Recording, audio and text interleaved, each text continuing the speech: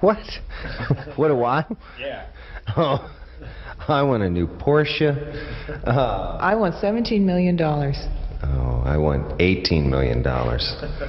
Well, my life dream is to be able to help people in some sort of service-oriented business, but still make money and not have to swindle anybody. I'd really like to get to do work that I really love, earn a great income at it, have a beautiful house by the ocean. Do you have a dream? Have lots of friends. If you could do anything you wanted to do and have everything you've always wanted, do you know what it would be? Think about that.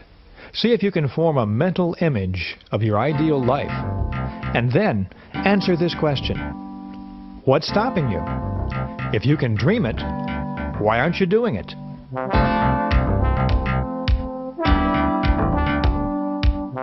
This is The Magic of Thinking Big, a plan for personal success by Dr. David Schwartz, one of America's foremost experts on motivation. David Schwartz is president of Creative Educational Services, Incorporated, and he's a professor at Georgia State University. He's presented his ideas at thousands of conventions, management seminars, professional meetings, and clinics. And he's also helped thousands of people work better, sell better, manage better, earn more money, find greater happiness and personal satisfaction. On these tapes, David Schwartz will show you how to think big, how to believe in yourself, how to overcome enemies of success such as fear, excusitis, and self-doubt. You'll learn effective confidence-building techniques and how to turn defeats and setbacks into victories. You'll discover how to make your attitudes your allies for achieving success. And David Schwartz will show you how to think and act like a leader. So to start you on your road to success, here is David Schwartz. Success means many wonderful, positive things. Success means personal prosperity, financial security, a better life for you and your family. Success means finding real happiness and real satisfaction from life. Success, for those with the courage to pursue it, is the goal of life. At the outset, keep in mind that the size of your success is limited only by the size of your thinking. If you think small, with small ideas and small ambitions, then your success in turn will be small. But if you think big and believe in yourself, then your success will also be big. And here's the good news. No matter who you are, or what you are, or where you are right now, you can start thinking big. You can travel the road to big success. In fact, that's what you're doing at this very moment. You are taking your first giant step toward learning and applying the magic of thinking big to your life.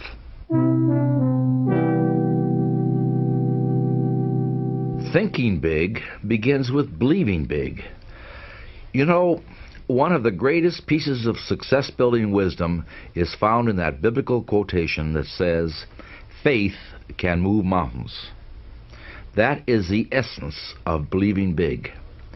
When you tell yourself, "I'm positive I can," then your attitude, your belief, generates the power, the energy, and the skill to get the job done.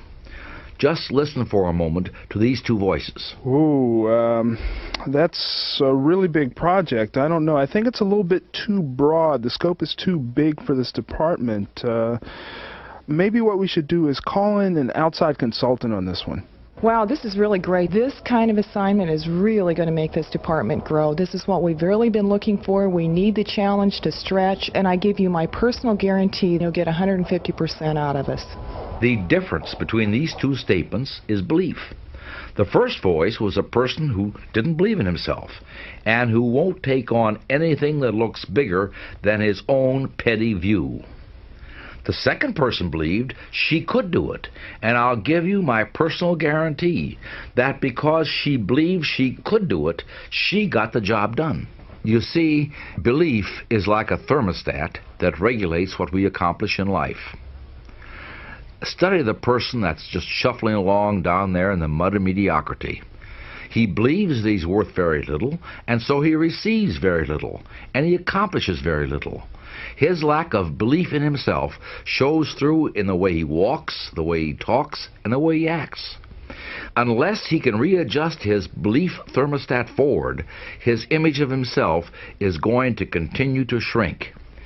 And since others see in us exactly what we see in ourselves, he will grow smaller in the estimation of the people around him as well. But now look at the person who is advancing forward. This person believes he's worth a great deal, and so he receives a great deal. He believes he can handle big, important, difficult assignments, and so he can, and so he does. In fact, everything the big thinker does, the way he handles himself with people, his thoughts, his viewpoints, all say, here is a professional. Here is an important person. Your mind is a thought factory. It's a factory that produces thousands of thoughts each day. There are two foremen in charge of your factory. One of them is named Mr. Triumph, and the other is named Mr. Defeat. Mr. Triumph is in charge of manufacturing positive thoughts. He specializes in producing reasons why you can do things, why you're qualified, why you will succeed. Mr. Defeat is in charge of negative thought production. He's your expert on developing reasons why you can't succeed, why you're weak or inadequate. To see how these two foremen work for you, try this.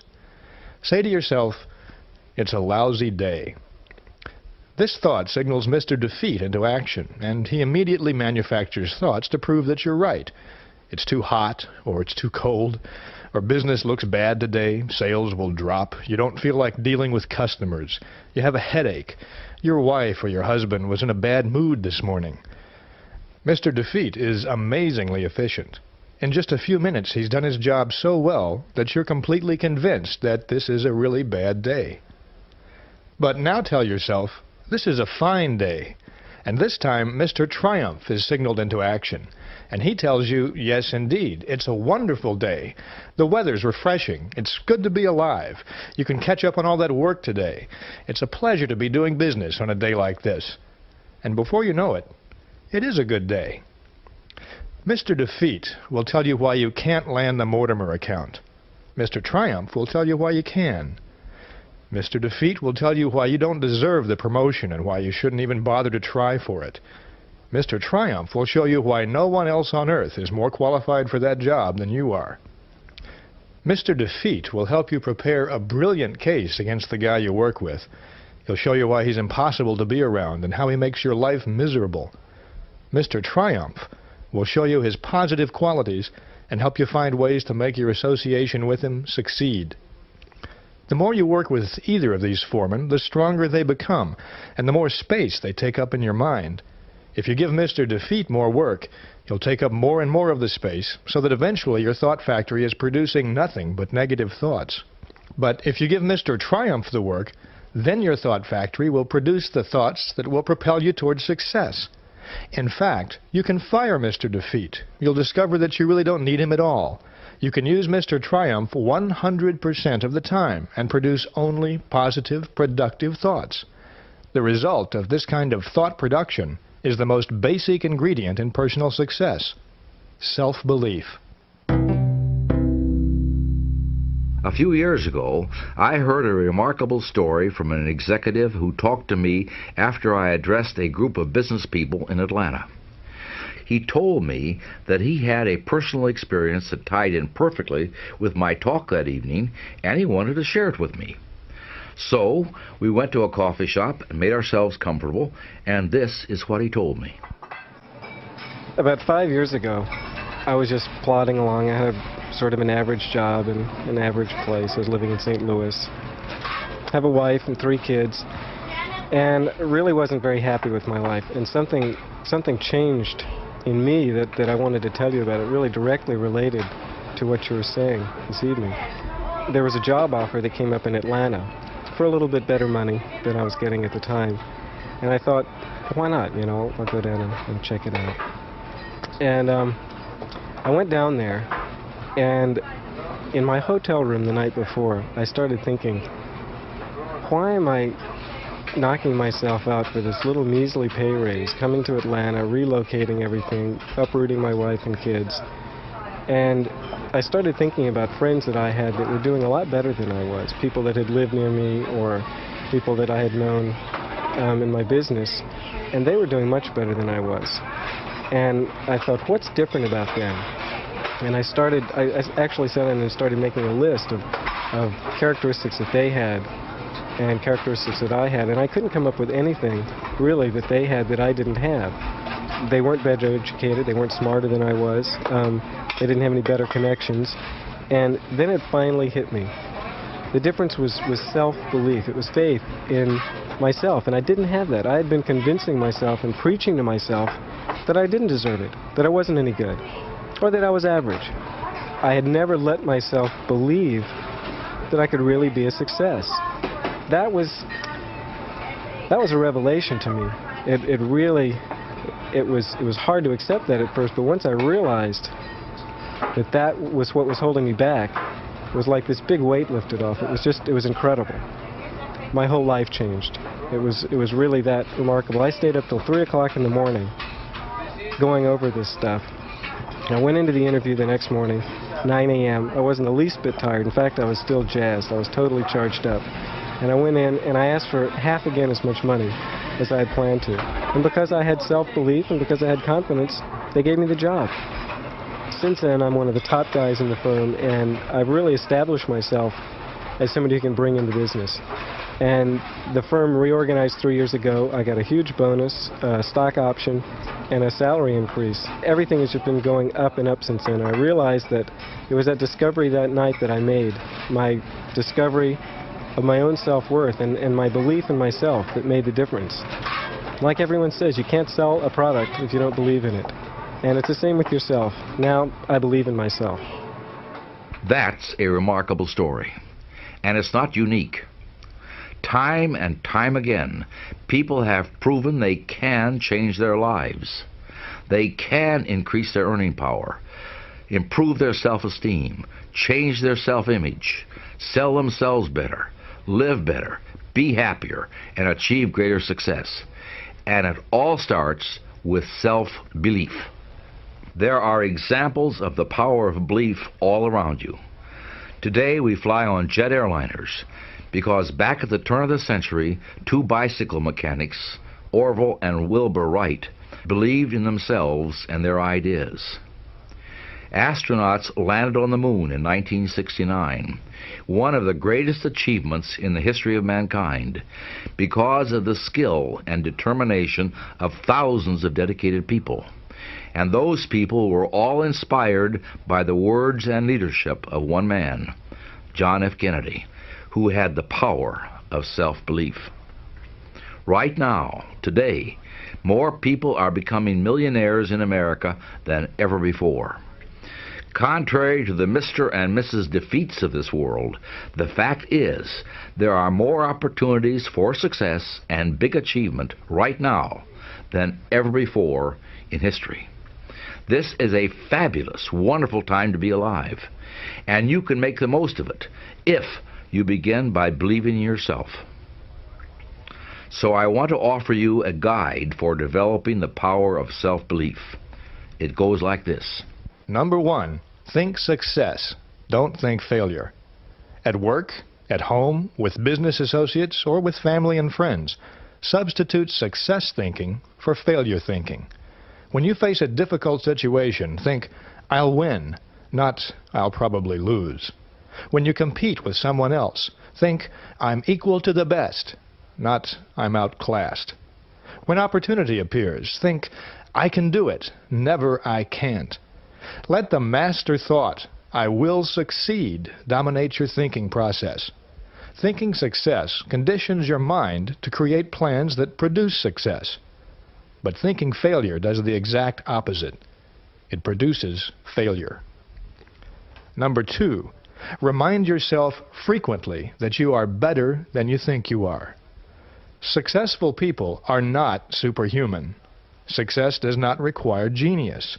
There's nothing mystical or lucky about success either. Successful people are just ordinary folks who have developed belief in themselves and what they do. So never, never sell yourself short. Third, believe big. The size of your success is determined by the size of your belief. Think little goals and expect little achievements. Think big goals and win big success. And remember this, big ideas and big plans are often easier and certainly no more difficult than small ideas and small plans.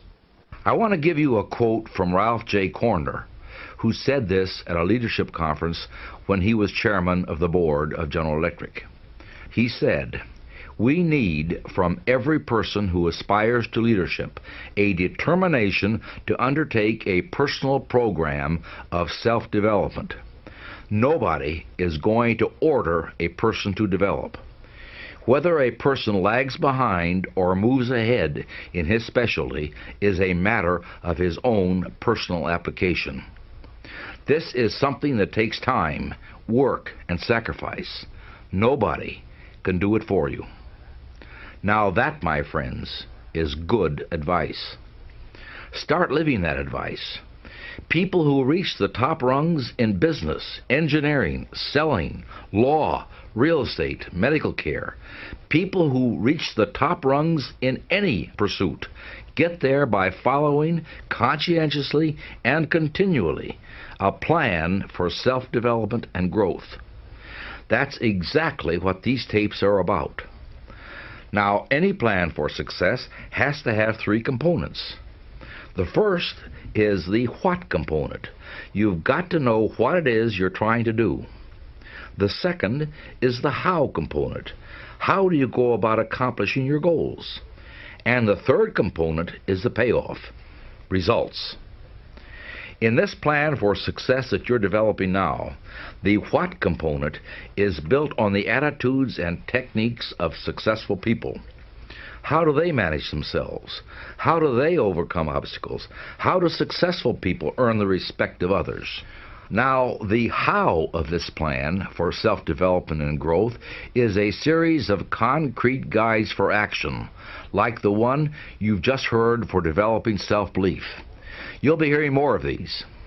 Let me emphasize that these guides work. They've been proven countless of times by thousands of people. I urge you to try them and see for yourself. This leads to the third component, results. Let me tell you what results you can expect, and I assure you that conscientious application of this plan will achieve them. Your personal training program for success will bring you greater respect from your friends and family.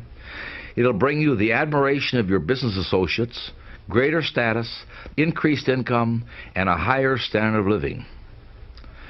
Think of this plan as an experiment, and you're the scientist in charge. You already have a fully equipped laboratory in which to work and study.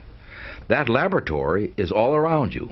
It consists of the people in your life, the people you see on the street, the people you work with, the people you live with, and of course, yourself.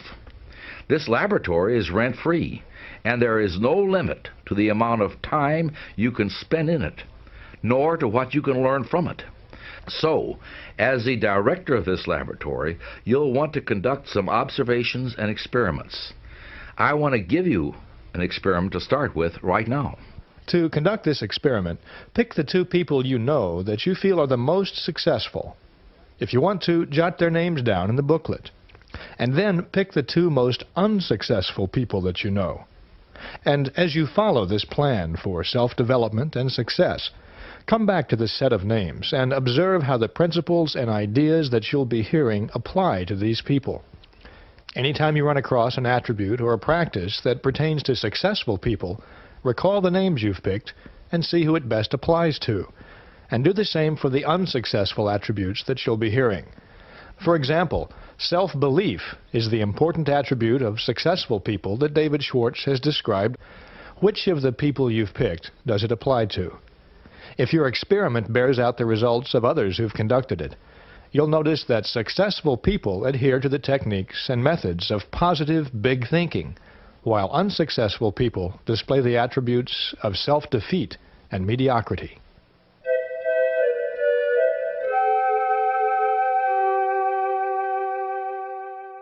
Now, one of the first attributes I think you'll consistently notice among unsuccessful people is a disease that is one of the biggest enemies of success. I call this disease excusitis. Here's what excusitis sounds like. I don't know if I can do this job. I mean, this is really out of my league. I'm not a genius, you know. Well, I'd like to take on more of the work that would really be important to me, but I really don't see where I have the time to do it. I'm really rushed now just to finish the work that I already have. I can't imagine how I would find more hours in the day to finish more work. You know what they say, you can't teach an old dog new tricks, and believe me, this old dog is just too far along to start anything new at this point. Look, with my health the way it is, I just do what I can to get by. I'm not about to press my luck and give myself a heart attack. Sounds pretty awful, doesn't it? And if you looked at the lives, ambitions, and accomplishments of these people, I can tell you what you'd find. Not much. A lot of mediocrity. In case after case, excusitis is the difference between the person who is going places and the person who is going nowhere. You'll find that the more successful a person is, the less that person makes excuses for anything. Now, this disease of excusitis comes in several forms, and like most diseases, it gets worse if it isn't treated. A victim of this thought disease thinks like this: I'm not doing so well. What can I use as an alibi that'll help me save face? Let's see, poor health, lack of education, too old, the way my family brought me up. And each time this person uses an excuse, it becomes more deeply embedded in his subconscious. Probably when he first used the excuse, he realized it was just an alibi or a lie. But the more he uses it, the more he believes it, until he is convinced that the excuse is the real reason for his lack of progress.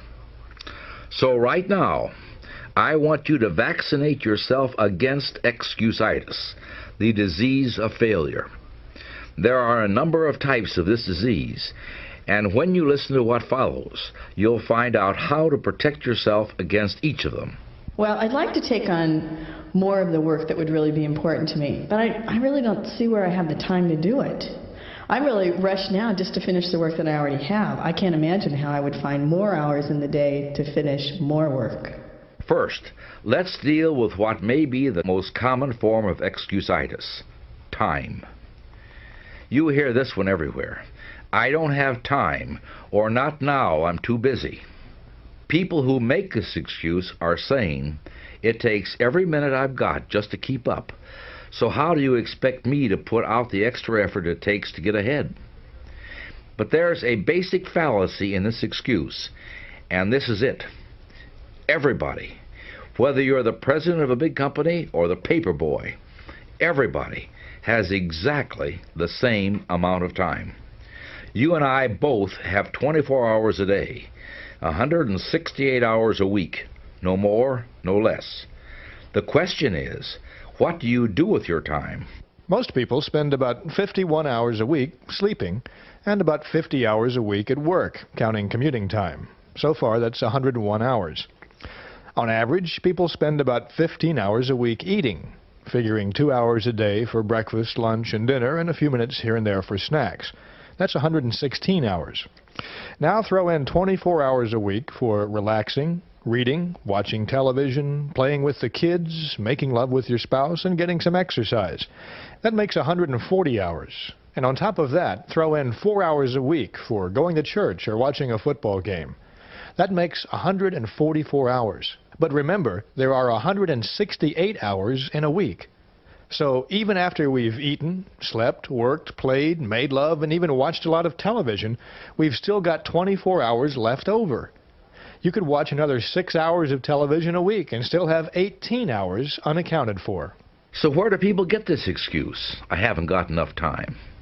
There is just no truth to the statement. It simply is an alibi for mediocrity, for failing to give yourself the chance to succeed. Successful people don't say, I don't have time. Successful people welcome new challenges, and they find the time to meet them. There's an old business axiom that says, if you want something done, find the busiest person you can and get them to do it.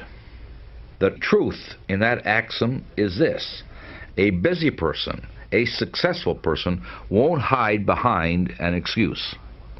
That person wants challenges, wants more business, wants that additional assignment, because a successful person knows that success is a direct product of extra effort. So, if you suffer from time excusitis, the cure is simple. Mind you, it's not necessarily easy, but it is simple. Here it is. Resolve now never to say, I don't have the time, or I'm too busy. Always seek ways to accommodate new challenges in your job, or special assignments, or extra time with your family. You may find yourself slipping back into the excuse from time to time, but if you do, catch yourself. When you're about to say, I don't have time, change your mind. It often helps to budget your time, just like you might budget your money. Sit down and write out a time plan. Strive to become that busy person that people seek out for special challenges, instead of another victim of excusitis. Remember, everyone has the same amount of time. The difference is in how you use it. Look, with my health the way it is, I just do what I can to get by. I'm not about to press my luck and give myself a heart attack. Another prominent form of excusitis is health. This ranges all the way from the chronic, I don't feel good, to the more specific, I've got such and such wrong with me. So-called bad health in 1,000 different forms is used as an excuse for failing to do what a person wants to do, failing to accept greater responsibilities, failing to make more money, failing to achieve success. Millions and millions of people suffer from health problems. But is this really a legitimate excuse in most cases? Consider for a moment the other side of the coin. The people who become fabulously successful in spite of health problems and who didn't use health as an excuse. Franklin D. Roosevelt was confined to a wheelchair much of the time by polio, but he still served nearly 4 terms as president. John F. Kennedy was hampered by severe and sometimes crippling back pain, but he never publicly complained. Itzhak Perlman, one of the world's great violinists, has to walk with the aid of crutches. Arthur Ashe, the tennis champion, had his athletic career tragically foreshortened by heart trouble, but he went on to great success in business. There are scores of successful people in every walk of life who suffer from diabetes, multiple sclerosis, and other so-called debilitating diseases, but they don't use them as excuses. The point is simply that your physical condition doesn't need to hold you back, and for most people, health is simply no excuse for lack of success. Doctors will tell you that the perfect specimen of the human animal simply doesn't exist. There's something physically wrong with everybody. Many people surrender, in whole or in part, to health excusitis, but successful people don't. The more you worry about your health, the worse you're going to feel. Not only that, but the more you tell other people about your bad health problems, the worse you're going to make them feel too. You see, whenever you tell someone, I feel rotten today, or I have a headache, you're really telling them, I'm a little bit dead today. And nobody, but nobody, wants to be around a dead person. The plain truth is, there are only 2 people in the world who really want to hear you complain about your health problems. One is your doctor, and the other is your mortician. Nobody else cares. Nobody else wants to hear about your bad health. Now look at the other side. When you tell someone, I feel great, look what happens. First, you make yourself feel better. Try it right now, and you'll see what I mean. Say out loud, I feel great. Come on now, say it. I feel great. It's impossible to say that and not actually feel better. Second, you make the other person feel better when you tell them how great you feel. And third, you make them feel better toward you. When anyone asks me how I'm feeling, I automatically tell them that I feel so good I can hardly stand it, and if I felt any better, I'd be worried. This makes people laugh, but it also makes me feel better, because how you feel is a product of how you think you feel. So now is the time to cure yourself from the disease of health excusitis forever. Here's how to do it. The vaccine against health excusitis comes in 4 doses. First, refuse to talk about your health. Talking about your bad health is like putting fertilizer on weeds, and besides that, it bores people. Success-minded people defeat the tendency to complain about their health. Second, refuse to worry about your health. If you have a problem, see your doctor, but don't worry about it. It won't make things any better. It will just make things worse. Third, be genuinely grateful that your health is as good as it is. Remember the old saying, "I felt sorry for myself because I had no shoes, until I met a man who had no feet." There's always somebody worse off than you are, so be glad for the good health that you do have, and don't dwell on your health problems. Finally, remind yourself that it's better to wear out than to rust out. Life is yours to enjoy 24 hours a day. Don't waste it. Don't pass up living by thinking yourself into a hospital bed. You know what they say, you can't teach an old dog new tricks, and believe me, this old dog is just too far along to start anything new at this point. Age excusitis is a failure disease of never being the right age to succeed. It comes in 2 forms: I'm too old or I'm too young. How many times have you heard someone say, I'm too old to start a new career now, or I'm too young for all that responsibility? In fact, how often have you heard yourself say it? This excuse has closed the door of real opportunity to thousands of people. They think their age is somehow wrong, so they don't even bother to try. And, unfortunately, we live in a society that seems all too ready to reinforce those stereotypes. On any night, on TV, you can see old people put out to pasture and young people biting off more than they can chew.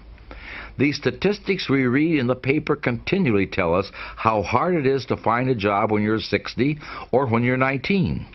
But the fact is, for every statistic and every dramatization of these so-called problem ages, you can find real-life exceptions to the rules.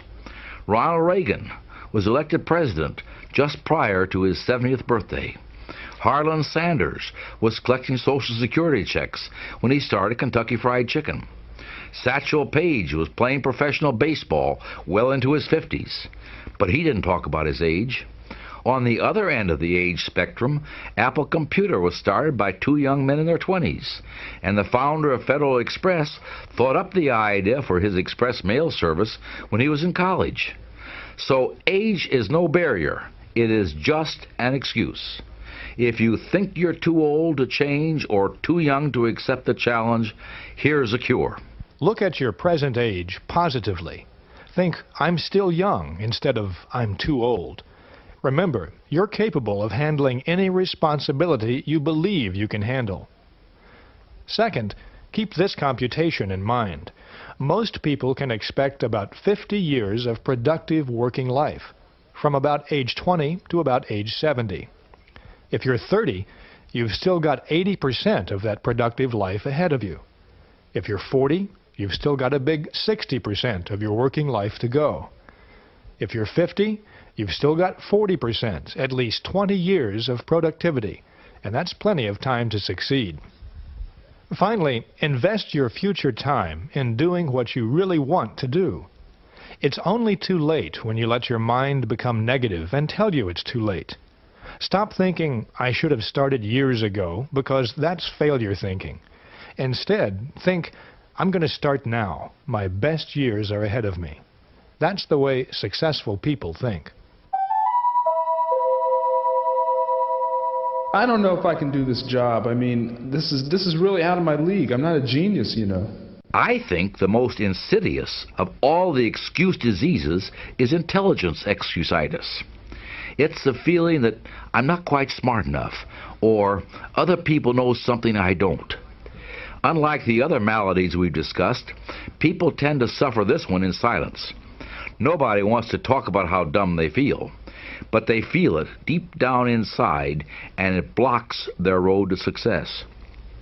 Most of us, you see, make two basic errors with respect to intelligence.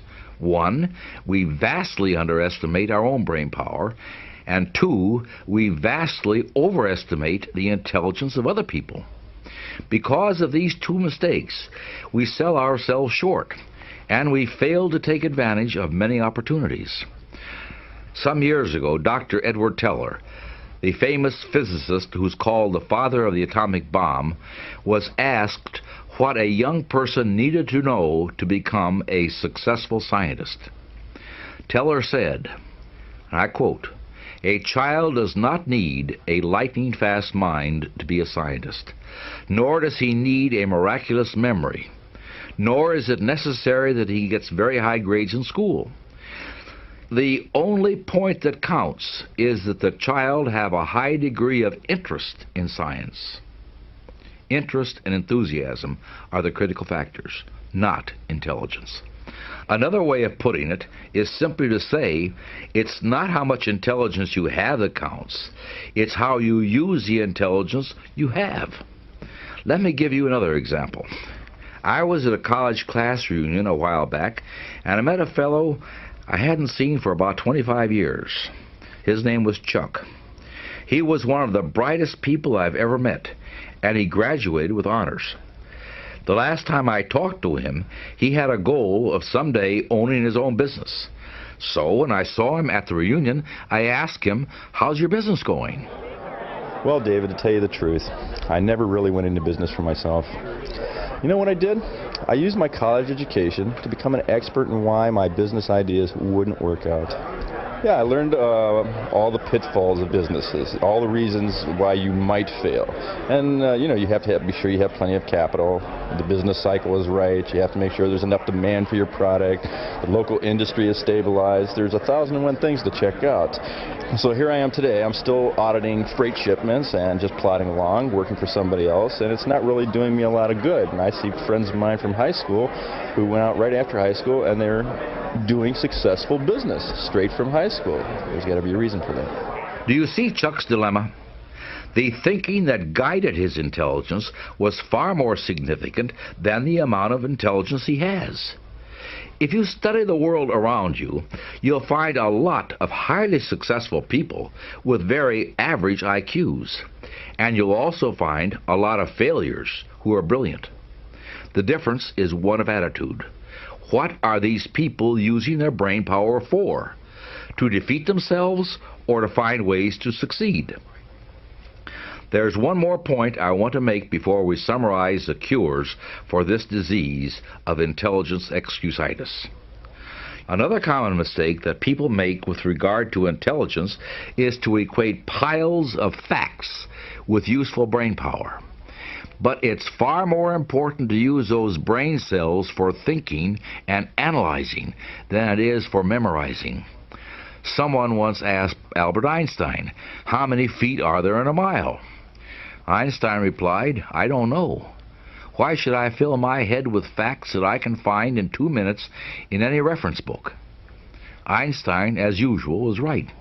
You can always find facts. You can't always find good, positive thinking. That you've got to learn for yourself.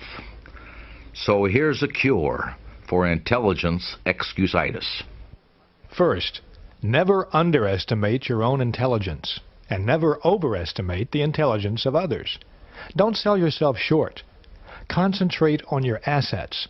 Discover your superior talents. Remember, it's not the amount of intelligence you have that counts. It's how you use what you've got. Learn to effectively manage your brains instead of worrying about your IQ.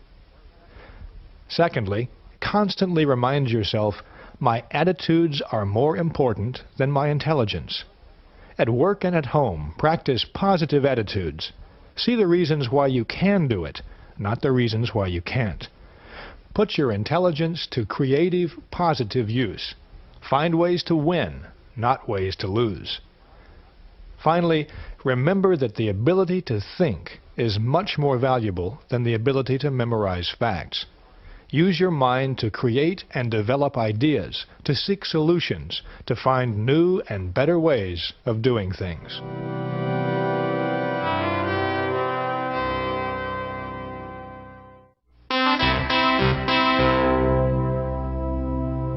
So far, we've talked about belief as a basic ingredient of success, and we've talked about excusitis as a major cause of failure. Now I want to state for you the most important single concept in your plan for personal success.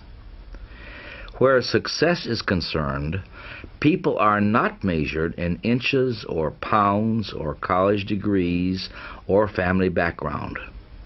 They are measured by the size of their thinking. How big we think determines the size of our accomplishments. So what we are going to do now is to enlarge your thinking. The first step in this process is to clear away some of the obstacles to thinking big. One of the first ones is self-deprecation. That is, the tendency to run ourselves down or sell ourselves short. This is a very common failure, and many people condemn themselves to a life of mediocrity by refusing to believe in their own abilities and their own self-worth. But I can prove to you right now, by way of another experiment in your people laboratory, that you are many times more accomplished, smarter, and better than you think you are. Here's the experiment. First, think of your 3 major assets. These can be anything that you know that you're good at. You may be well organized, or a good listener, or perhaps you're good at creative solutions to everyday problems.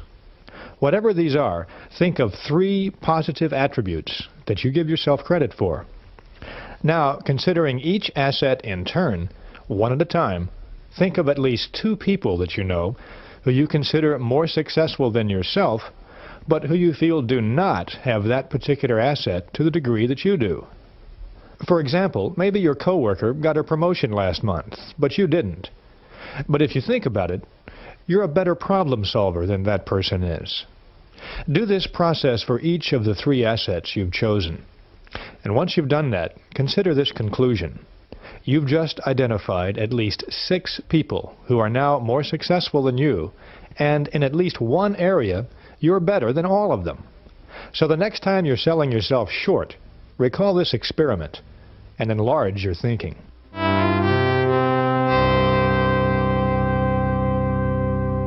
It's important to keep in mind that there's nothing abstract or mystical about learning to think big.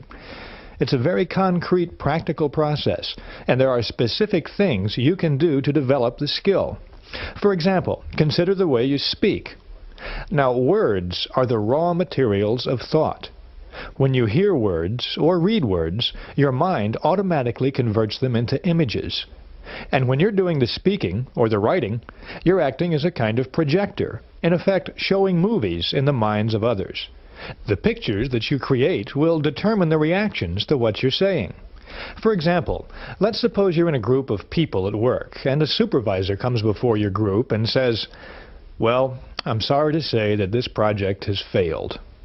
Now, what's your group going to see from these words? What kind of images will you get?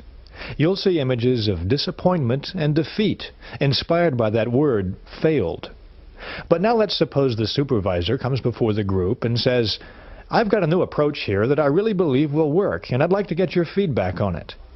Now, this is a response that will easily fit the same situation, but the supervisor has not created any negative images. Instead, he's created positive ones.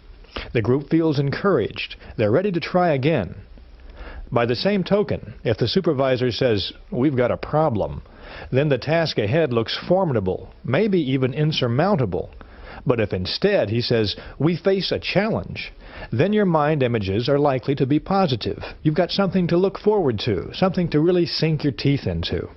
The point is simply this. Big thinkers are specialists in creating positive, forward-looking, optimistic pictures in their own minds and in the minds of others. To think big, we have to use words and phrases that produce big, positive mental images. So here are some examples of phrases that create negative, small mental images, followed by phrases that create big, positive ones.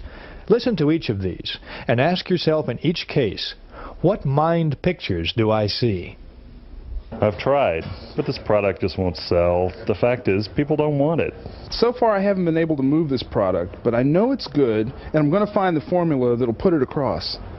I was in that business once, but it failed. Never again. I went broke the first time, but I learned a lot from it. Now I'm ready to give it another shot. Well, let's face it, this one's over. We're whipped. This is far from over. Let's keep trying. Hey, I've got a great idea. Did you notice the difference in the images that those phrases created? Now, listen to the words that you hear around you every day and see if you can perceive the difference between the images created by successful people and the images created by mediocre people. And while you're doing this, start developing your own big thinker's vocabulary. You can do it with these 4 steps. First, use big, positive, cheerful words and phrases to describe how you feel. Remember the cures for health excusitis?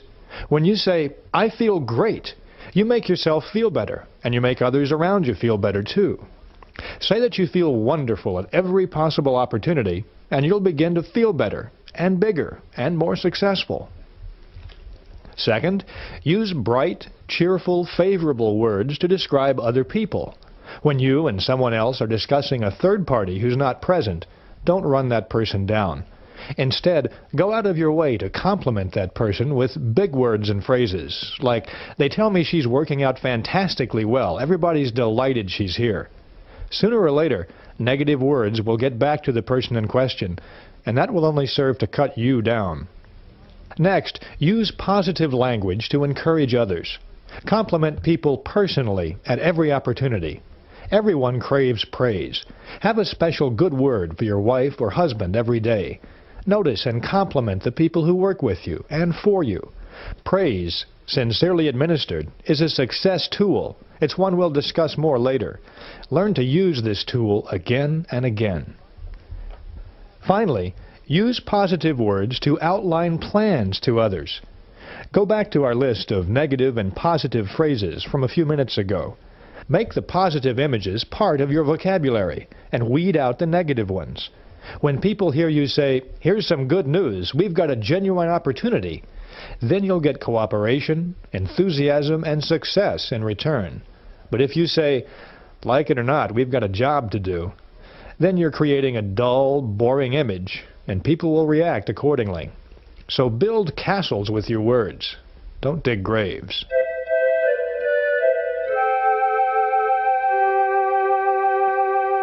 You create images in the minds of others with words. Now, I want to show you another kind of image creating that's a vital part of thinking big. Learn this skill well. Make it one of your primary success tools. The skill is simply this: learn to see what can be, not just what is. Big thinkers, all big thinkers, train themselves to see the potential in people and things and ideas, not just what exists right now. I have a friend who is a highly successful realtor. He specializes in rural property, and I'd like to take you on a brief outing with him to hear what he has to say about seeing the potential in things. Oh, this is about 450 acres, kind of hilly as you can see. Scruffy undergrowth, a little skimpy secondary growth trees. Not exactly farm beautiful, is it? You know, most of the rural property around here is pretty run down like this. But I think I'm successful because I developed my entire sales plan around what this place can be. Now let me show you what I've done with this farm. I've spent 2 days just studying it and trying to imagine what it could be. Here we have 85 acres of bottomland, we got 115 acres of woods, about 200 acres of pasture, and we're 45 minutes from town, about a stone's throw from the freeway, and 35 miles from the airport. Well, I've asked myself, what's this farm good for? Well, here's one possibility. Here, this is a plan for a horse riding stable. I've got it all typed up here, you see. As you can see, we've got all the right ingredients. A rapidly growing city nearby. You can hear the construction from here. Lots of new families moving in. I mean, it's built and designed for families around here. Here's a report that states that the outdoor activities are the fastest growing recreational form that there is right now. You've got good pasture and some nice hills, and they're not too steep, right? You can support lots of horses right here. Grow your own barley, your own wheat and grain.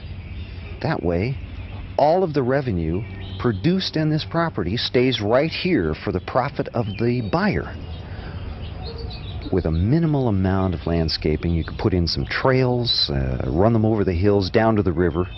I mean, can't you see people riding their horses over the top of that hill, back up through the gorge? You see, this way, when I talk to prospects, I don't have to convince them that this place is a good buy just as it is. I can help them actually see it turned into a money-making venture. That has added bonuses, too. I can sell more farms and sell them faster this way. And on top of that, I can sell them usually for more money than my competitors. Because they're not just buying a farm. They're buying a farm and an idea. Once again, the moral to this true story is this: look at things not as they are, but as they can be. Visualization, you see, adds value to everything. A big thinker always visualizes what can be done in the future and doesn't limit himself to the present. And always remember, this principle doesn't just apply to things. It applies to people as well. If you can see the potential in a customer who comes into your store and spends, say, $5, then you create the possibility that the customer will come back again and next time spend $500. If you drive through Skid Row and see just a bunch of broken down stumblebums and winos, then you're not thinking big. There are a few devoted individuals who can see in those Skid Row residents a lot of human potential. And because they can see this potential, those few people are able to help a lot of those unfortunate people get back on their feet. The best teachers are the ones who see Jimmy not as a little troublemaker who talks too much, but as an energetic, bright kid who needs a special challenge to get motivated. This teacher isn't seeing Jimmy as he is, but as Jimmy can be. Now, turn this idea inward and look at yourself. What about your own potential, your own worth? If you were to go in for salary negotiations with your boss tomorrow, how would you present yourself? Would you see yourself exactly as you are today? Or would you see the potential you have to offer? The executive you can be in 2 years, or the sales you can bring in over the next 5 years? Are you looking at yourself only in the present? Or do you see yourself as a person you can be at some point in the future? The way to develop the power to see what can be, not just what is to practice adding value to things, people, and ideas. Now, here are some exercises that will help you do this. First, practice adding value to things. Remember the real estate salesman and ask yourself, what can I do to add value to this room, or this house, or this business? Look for ideas to make things worth more. Anything, whether it's a vacant lot, or a new house, or a business, has value in proportion to the ideas for using it. And practice adding value to people. As you move higher and higher in the world of success, more and more of your job will become people development. So ask, what can I do to add value to my subordinates? How can I help them be more effective? Remember, to bring out the best in a person, you must first visualize their best. And finally, practice adding value to yourself. Conduct a daily interview with yourself and ask, what can I do to make myself more valuable today? Visualize yourself not as you are, but as you can be. Then, specific ways for attaining your potential value will begin to suggest themselves. There is no such thing as a perfectly smooth, trouble-free road to success. You can be sure there are plenty of bumps on everyone's path to fulfillment. Nothing worthwhile comes easily. But there is something that you can do that will help to at least smooth out some of these minor bumps, and I can sum it up for you in one short sentence. Don't concern yourself with trivia. Now that sounds simple, but the fact is that it's often much easier to get caught up in trivia than to avoid it, simply because of our habits. For example, ask yourself this question. Why do people quarrel? At least 90% of our quarrels are over trivial concerns. Somebody's late, or somebody forgot to buy something at the store, or somebody bought the wrong brand. Now, to become a big thinker, you need to eliminate as many of these bumps and potholes from your personal road to success as you can. So the next time a trivial matter comes up, ask yourself, is this really important? Does it really matter which route I take to the airport? Does it really matter if someone forgets to put the cap on the toothpaste? Is it really important that your spouse invited someone to the party you don't like or squandered a little bit too much money? When you fix your mental gaze on the big picture and remember the goal that you're working toward, success, fulfillment, and happiness, you'll find that many of these potential quarrels simply aren't important enough to warrant an argument. Just asking that question, is it really important, works wonders at the office, too. It works in the traffic going home when another driver tries to cut you off. It works when you might get the smallest office in the renovation plan. It works when you overlook the small, annoying habits of your fellow workers. And it works when you're solving problems, or counseling employees, or making decisions about your career. Just don't get caught up in trivia. Concentrate on the important issues and remember your goals.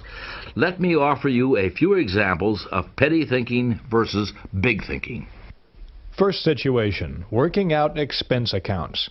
The petty thinker will figure out ways to increase his income by chiseling or even cheating on expense accounts. The big thinker will figure out ways to increase his income by selling more merchandise and regard the expense account as just that, an expense account. On the idea of progress, the petty thinker believes in the status quo and in taking no chances. The big thinker believes in ideas, expansion, new challenges. On the matter of security, the petty thinker is preoccupied with security problems. The big thinker regards security as a natural companion of success and doesn't worry about it. The petty thinker magnifies minor errors and turns them into big issues. The big thinker ignores errors of little consequence and strives to learn from significant mistakes. So let's briefly sum up some of the tools for thinking big. Don't sell yourself short. Conquer the foe of self-deprecation. Concentrate on your assets. You're really a lot better than you think you are. Use the big thinker's vocabulary. Use big, bright, cheerful words. Use words that promise victory, hope, happiness, pleasure. Avoid words that create images of failure, defeat, and hopelessness. Stretch your vision. See what can be, not just what is. Practice adding value to things, to people, and especially to yourself. Get the big view of your job and of your life. Think, really believe that your present job is important and that you're important too. That next promotion depends mostly on how you think towards your present job. Finally, keep your mind above trivial things. Focus your attention on big objectives. Before getting involved in a petty matter, ask yourself, is it really important?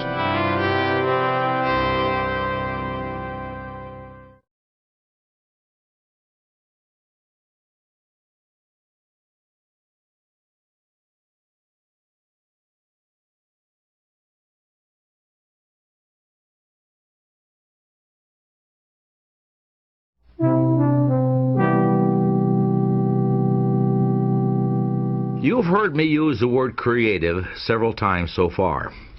I've made the point that thinking creatively is an important part of thinking big. But a lot of people are intimidated by that word creative. But they shouldn't be. Let me clear up a common fallacy about the meaning of creative thinking. Certain fields such as art and architecture and music and writing and science and a few others have been labeled creative. Now certainly, those fields do involve a lot of creativity, but creative thinking is not reserved for a few special occupations or a few special people. Well then, what is creative thinking? Let me give you some examples. When a low-income family devises a plan to send their children to college, believe me, that's creative thinking. When a neighborhood group turns the neighborhood's most undesirable lot into a beauty spot, that's creative thinking. When a minister develops a plan that doubles his Sunday attendance, he's simply applying creative thinking. Figuring out ways to simplify record keeping, coming up with a new use for a computer program, selling the impossible customer, keeping the kids occupied constructively. These are all examples of practical, everyday creative thinking. And they're just as creative as the architect's new bridge or the composer's new symphony. Creative thinking is simply finding new, better, improved ways of doing things. The rewards of all types of success, success at home, success at work, success in the community, all hinge on finding ways to do things better. Now, let's see what we can do to develop and strengthen our creative thinking ability. The first step is to simply believe it can be done. Here again is that basic truth. To do anything, you must first believe in it. Believing something can be done sets the mind in motion to find ways to do it. To illustrate this, David Schwartz often asks groups in motivation and training sessions this question: do you feel that it's possible to eliminate jails in the next 25 years? Think about this question for a moment. Now, what's your reaction to the question? Did your mind begin searching for ways to accomplish the challenge that the question raises, to eliminate jails in 25 years? Or did you give it a few moments' consideration and simply reject the possibility? If you're like most people, you probably did the latter, rejected the proposition altogether, and decided, no, it's simply not possible to eliminate jails in 25 years. In fact, most people immediately think of all the reasons we have to have jails: keeping the populace safe from criminals, keeping order on our streets, the fact that some criminals are incorrigible, and so forth. But the question is asked to make a point.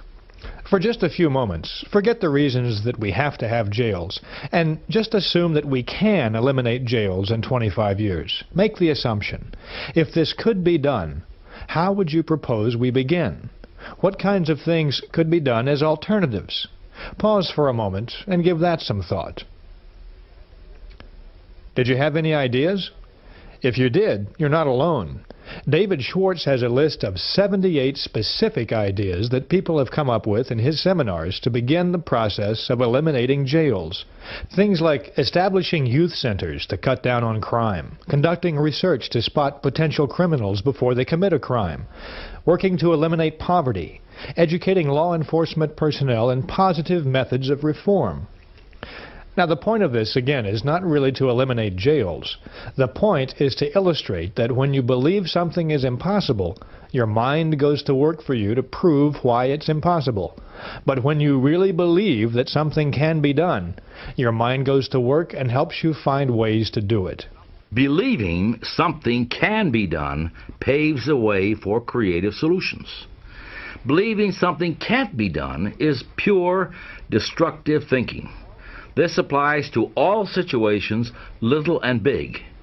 Political leaders who don't genuinely believe that permanent world peace can be attained will fail in their pursuit of peace, because their minds will be closed to creative ways to bring about peace. Likewise, the salesman who doesn't believe that that prospect can be sold won't sell that prospect. But, and this is the important part, you can find solutions to business and personal problems if you believe you can. You can find a way to buy a new, larger home if you believe you can. Belief releases your creative power. Disbelief puts the brakes on. Belief is basic to creative thinking. Now, here are 2 suggestions that are guaranteed to help you develop your ability to think creatively.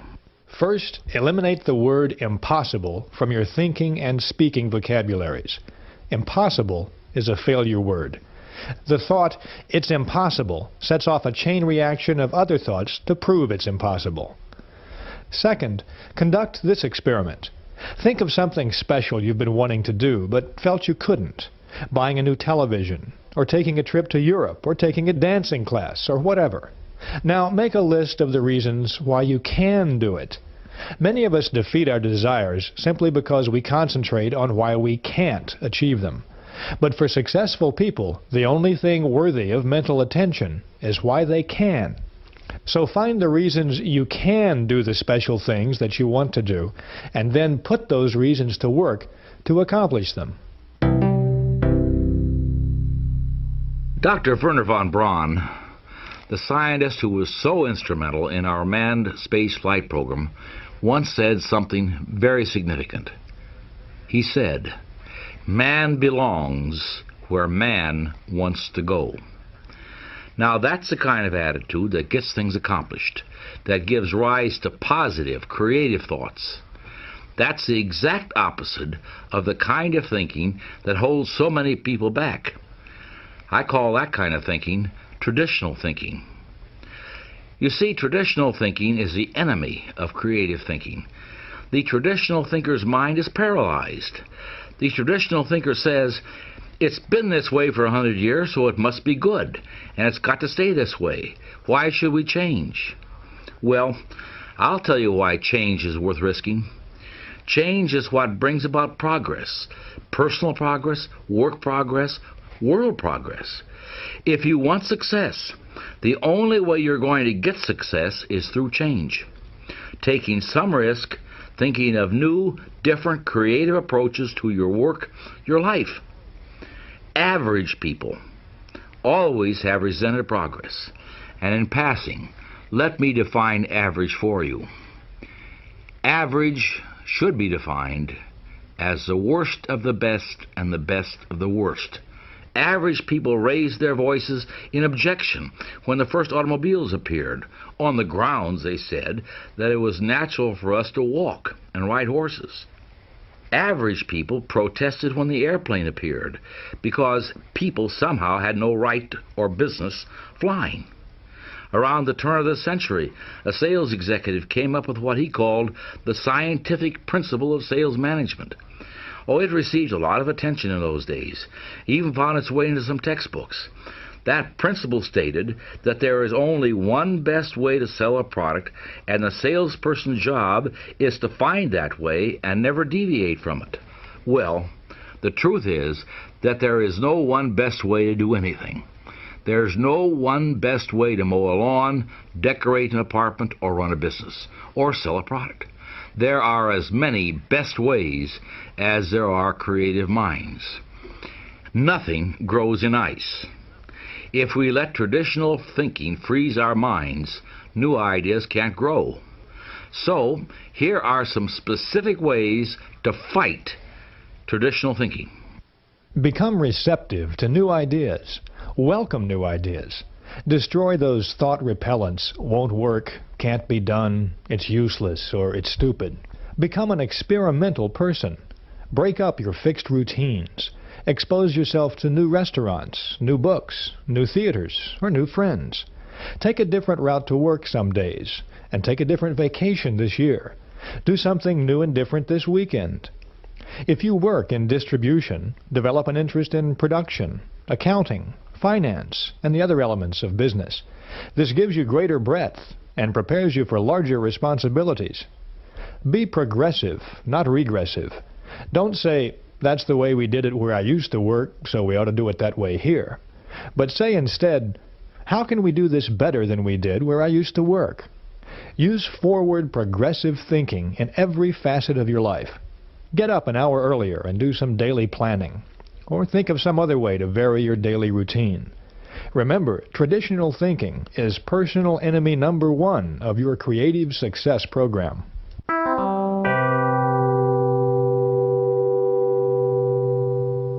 Every day we are reminded of one of the most basic facts of business life in this country.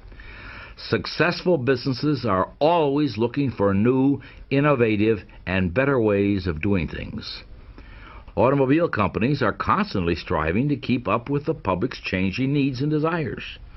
Advertising agencies constantly seek new ways to sell products. The food industry is always looking for better production and distribution methods. The search for improvement is vital, never-ending, and absolutely essential to the survival of competitive businesses. And, by the same token, it's vital to the success of anyone who wants to improve his or her lot in life. Absolute perfection in any human endeavor is, of course, unattainable. This means that there is endless room for improvement. Successful people, like successful businesses, are always searching for a better way. You can do this too. As an important part of your personal program for success, each day before you begin work, devote 10 minutes to thinking, how can I do a better job today? And ask, what can I do today to encourage my employees? What special favors can I do for my customers? How can I increase my personal efficiency? This exercise is simple, but it's also very effective. Try it, and you'll find unlimited creative ways to win greater success. A few months ago, one of the executives in our department left on very short notice, which, needless to say, really put our department on the spot as there was no one to replace him. The day he left, the vice president of our department, who is my boss, called me in and told me he was going to try and divide up the work amongst a couple of the people in the department. The two people he had already spoken to did not want the additional responsibility. They didn't exactly turn him down flat, but they told him that they were very busy as it was, and they didn't exactly volunteer. So he asked me if I wanted to handle some of the overload. Well, I've always made it a policy of mine to never turn down anything that looked like an opportunity, and that's what this looked like to me. So I said, yeah, I'll take the whole job. He looked pretty surprised, but I think he was pleasantly surprised. After he left my office, I got together with my secretary and we did some work on my incoming and outgoing phone calls, where all the incoming calls were taken in the morning and the outgoing calls were taken in the evening. And my secretary also took on a lot more responsibility and a lot more of the chores herself, which she was very, very happy to do. And after about 2 weeks of this, my secretary and I were handling twice the calls, twice the meetings, about half again as many personal conferences, and the work week actually seemed to go a lot faster. Last week the boss called me in again, told me the board was very happy with the work that we've been doing, and offered me a new job, make the job permanent with a new title and a raise to go along with it. So I guess that shows you that necessity is not only the mother of invention, it's the mother of opportunity as well.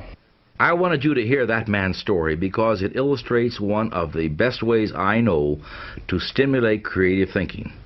In one word, capacity. In any endeavor you choose to pursue, the success formula is first, do what you do better, and second, do more of it. Improve both the quality and the quantity of your output. That second part means increasing your capacity. Remember our analysis of time excusitis? This is where you can put that cure to work. There is a two-step procedure that can show you how.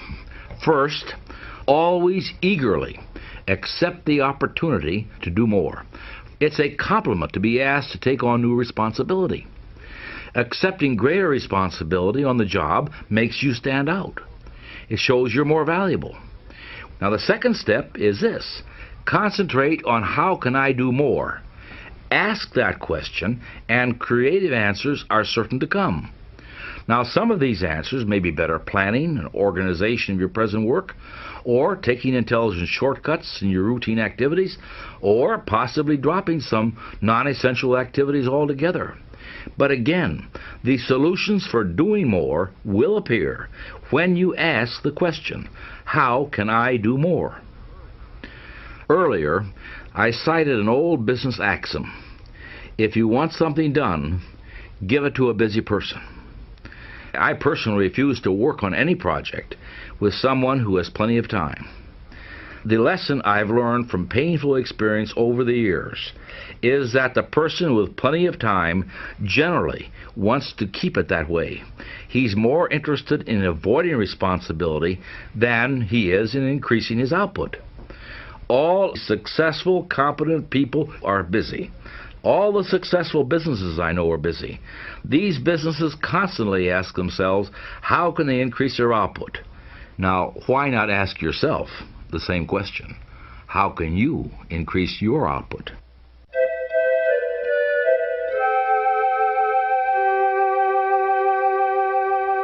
Capacity is one tool for success. Another is the skill of listening. In any organization, whether it's government or business or the arts or any other endeavor, listening becomes more important and more prevalent the higher you go up the executive ladder. The more responsible the position, the more likely the person holding it is to be a good listener. You will never find an executive in any healthy organization buttonholing someone in the hall and running down all their problems to them. That's the tactic of a mediocre person, the one who's envious of the power and success of others. If you have a conversation with a high-level executive at work, you'll probably find that the executive encourages you to do most of the talking, while he or she does most of the listening. That's the mark of a leader. Success-minded people tend to monopolize the listening, while small-minded people tend to monopolize the talking. The reason for this is that a leader in any field is a kind of human decision-making machine. And for that machine to work, it has to have raw materials. And the raw materials for making decisions are the ideas and opinions of other people, in addition to one's own. Other people won't provide answers and solutions, but they will provide the grist for the leader's creative mill. So if you walk into a top-level meeting at General Motors or the White House or the local school board, you'll most likely find that the person in charge is listening to what others have to say. That person knows that listening is what will give them the information they need to make tough, important decisions. To develop your own listening skills, try this procedure. First, encourage others to talk. In personal conversations or in group meetings, draw out other people with phrases like, "Tell me about your experience," or "What do you think should be done about this?" or "What do you feel is the key point here?" This will give you two important benefits. Your mind soaks up raw material that you can then use to produce creative thought, and you'll also win the friendship and the respect of others. Next, test your own views in the form of questions. Let other people help you smooth and polish your ideas.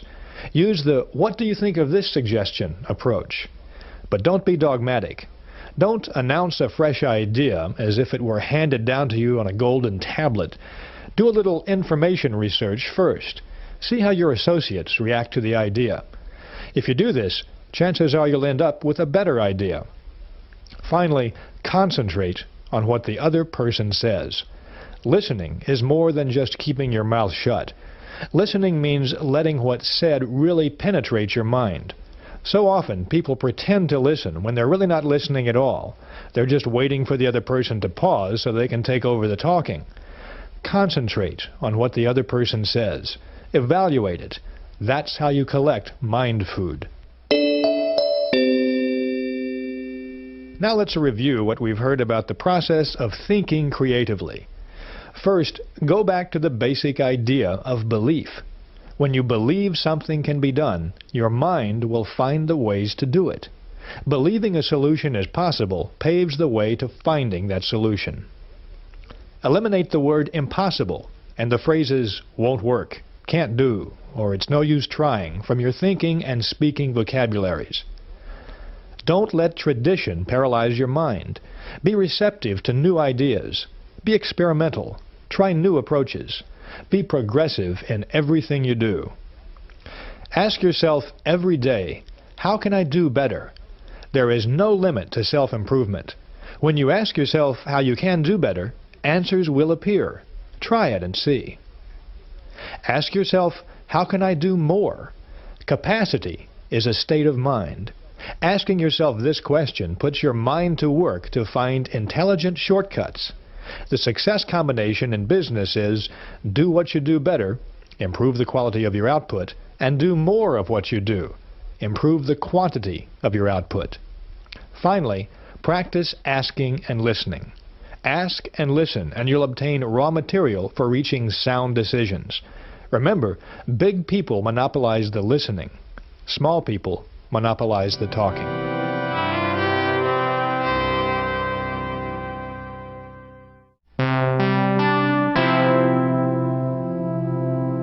Thinking big, believing big, conquering the failure disease, excusitis, and learning to think creatively.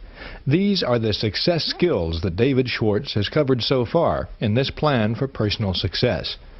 To get these skills working for you, to really make them operative in your daily life, takes an additional important ingredient: confidence. Confidence means convincing yourself that your belief in your own value and your own ideas is real, and it won't waver in the face of adversity. So building confidence is the next step in this plan, and the most effective way to do that is to start by destroying fear. Fear is success enemy number one. Early in human history, when people lived in small groups and foraged for food, their fears centered around very fundamental things, like finding shelter from storms and protection from predators, finding enough food, and just plain surviving through the night. Nowadays, most of us are fortunate enough not to have to worry about food and shelter and protection, but fear remains a powerful force. Fear stops people from capitalizing on opportunity.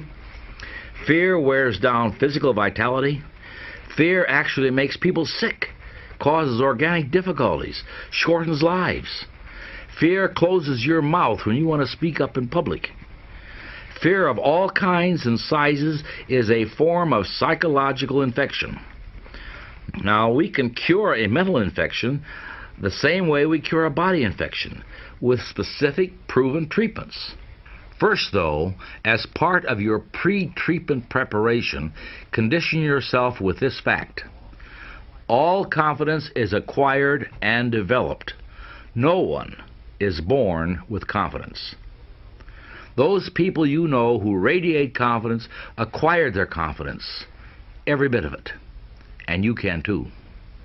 During World War II, the Navy made sure that all of its new recruits either knew how to swim or learned how. The idea, of course, was that the ability to swim might someday save a sailor's life at sea. Non-swimming recruits were put into swimming classes.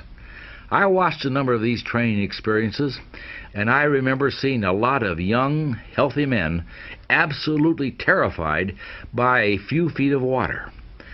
The recruits were supposed to jump off a board 6 feet in the air into a pool 8 feet deep.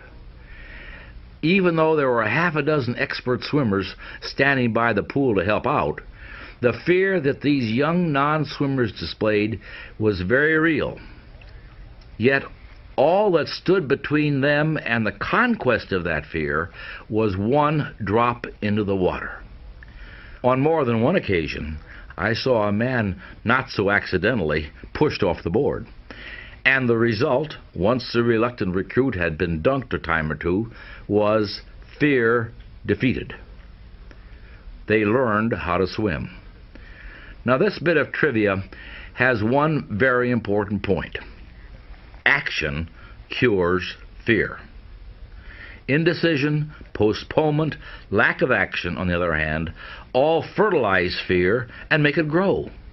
But action, decisive, to the point, and swift, does cure fear. Now put that down in your success book right now. Action cures fear.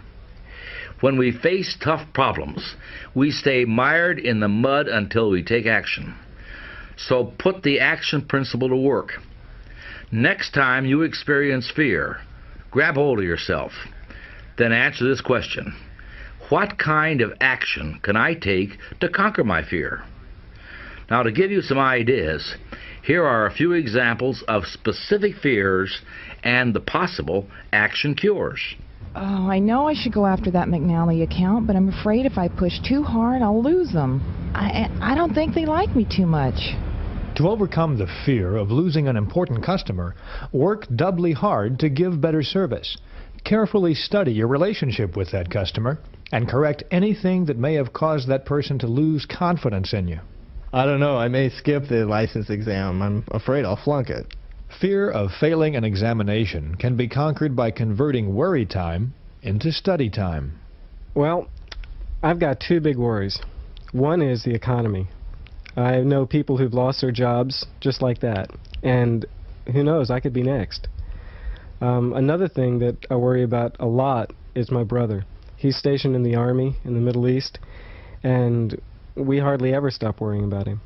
It's quite common to worry about things that are totally beyond your control, and the action cure for this fear is to switch your attention to something completely different. Go out into the yard and pull weeds, or play with your kids, or go to a movie. Put in some extra work on a special project. I need a raise. I deserve a raise, but I have to admit I'm afraid to ask for one.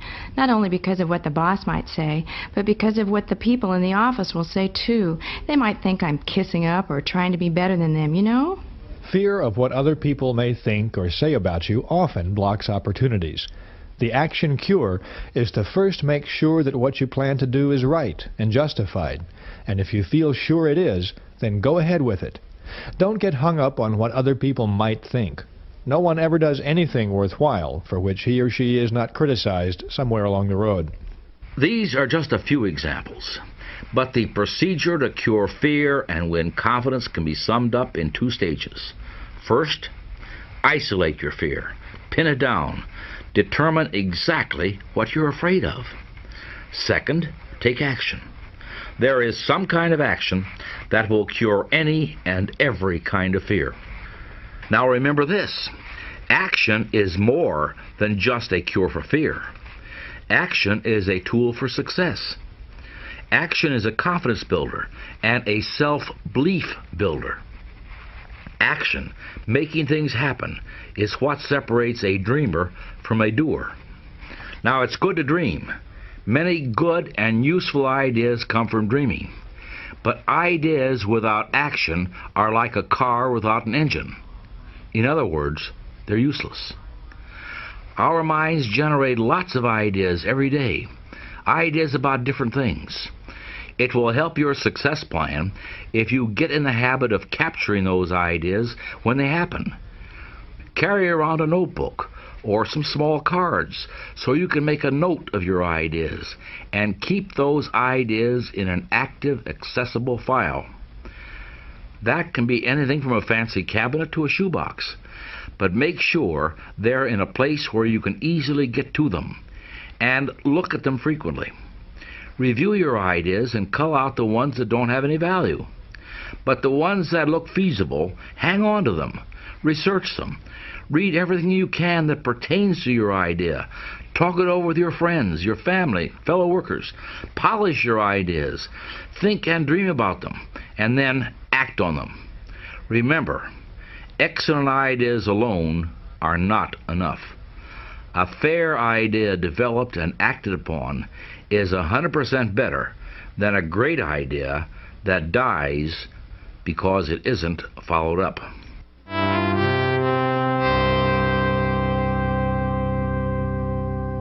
Remember the first experiment in your people laboratory?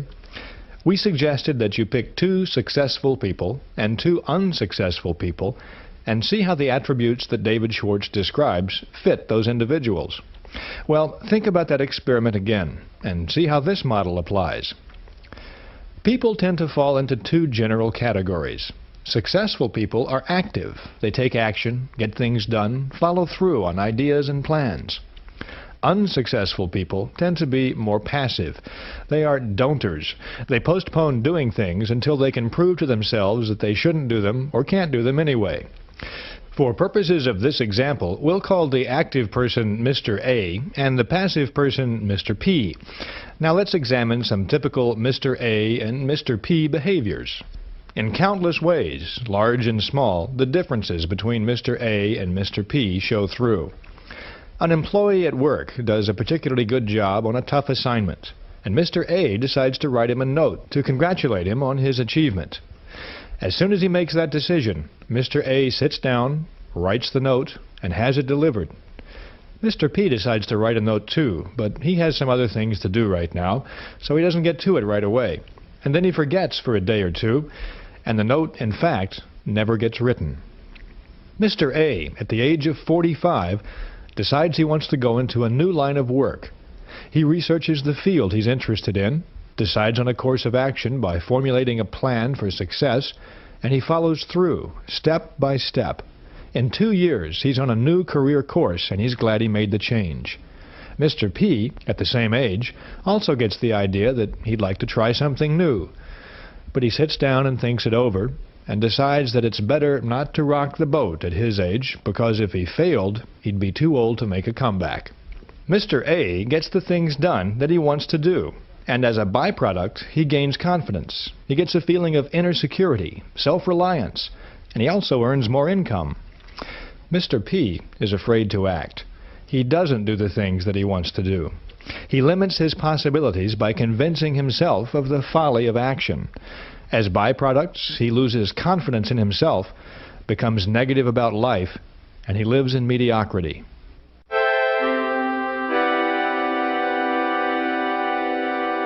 No, I've never been married. I really came close once, about 3 years ago. She was pretty, tall, trim. We both liked movies. I liked football, and she didn't mind football that much, so that was okay. But I really wanted to be sure we were doing the right thing. You know, marriage is such a big step. It's a lifelong commitment. So, we were talking about the future, what our life might be like. And just like that, she said a couple of things that really bothered me. So I wanted to make double sure I was marrying the right girl. So I went home one night and I wrote down all the things that I wanted our relationship to be. I spelled everything out really clearly. I mean, I really thought this thing through. Religion, children, where we'd live, who our friends would be. Because I didn't want there to be any doubts or misunderstandings. I wanted it to be clear. I even mentioned a couple of her bad habits. I thought it'd be a good idea if she had just a little constructive criticism. Well, the next time we got together, I brought this document out. And I thought that we would have a nice, easy conversation about it. And you couldn't believe her reaction. She blew up. I couldn't believe it. She told me straight where to go, and she called our engagement off right then and there. She actually said, "I don't need a boss, George, so just forget it." And you know, in thinking back, maybe I did go a little overboard. But it just seems to me that in making that big a decision, you can't be too careful, right? Wrong, George. Absolutely wrong. You can be too careful. In fact, you were too careful. The test of a successful person is not the ability to eliminate all problems before they arise, but rather to meet and work out difficulties when they do arise. We must be willing to make an intelligent compromise with perfection, or else we will wait forever, because conditions will never be right. Cross bridges when you come to them, not before. About 2 years ago, my wife and I lived in an apartment, one of those places out in the suburbs. It wasn't too big, but it was kind of nice. But it really cost a mint to rent, $750 a month, which was a lot, and we'd been kind of saving up some money to buy a place of our own, knowing that that would take a long time. But what would happen is every time I made out the rent check, I thought, no, there's got to be a better way. This is not what I want to be doing. So one day when I was making out the rent check, I said to my wife, I said, Susan, let's go buy a place of our own. And she looked at me and she said, well, yeah, we can't do that. We've only got $6,000 in the bank. We need at least twice that much to make a down payment. And I said, well, there's got to be a way to do this. I mean, people buy houses all the time, and why don't we just go for it and see if we can make it happen? So she said, okay, let's give it a try.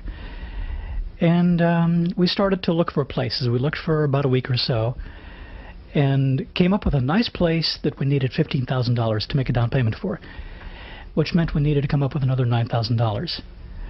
It turned out we couldn't borrow the money from a bank. We went around to all of our banks, and we're kind of stuck for a bit. But then, see, it was a new house, and I thought I could go to the builder and maybe he could loan it to me, and I did, and he went with the idea. And that meant we only had to come up with another $450 a month to pay back this loan, because we were going to pay it back over a 2-year period. And we sat down and redid our budget and squeezed another $200 out of it. So we needed to find another $250.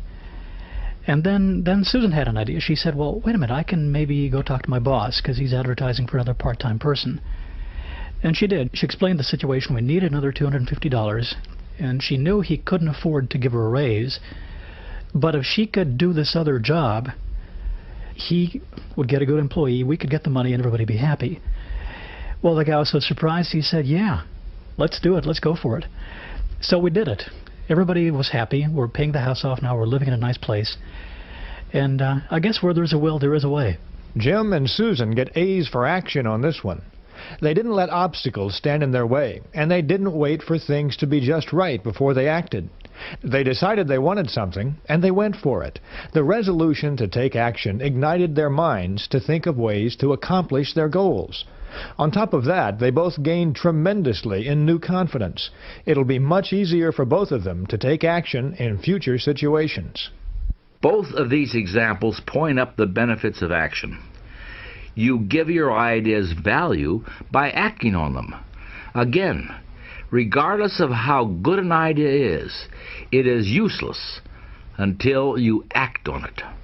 A good idea not acted upon brings tremendous psychological pain. But a good idea acted upon brings enormous mental satisfaction and peace of mind. Action, you see, feeds and strengthens confidence. Inaction, on the other hand, in all of its many forms, feeds fear. I've heard it from actors, newscasters, professional athletes, even paratroopers. It's the waiting, it's the anticipation of a big event. That's the hard part.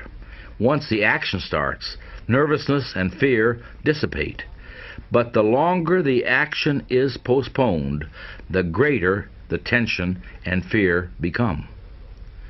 So, if you're dreading making a certain phone call, make it, and the dread will disappear. If you're afraid of confronting a problem with your superior, don't put it off. That will only increase your anxiety.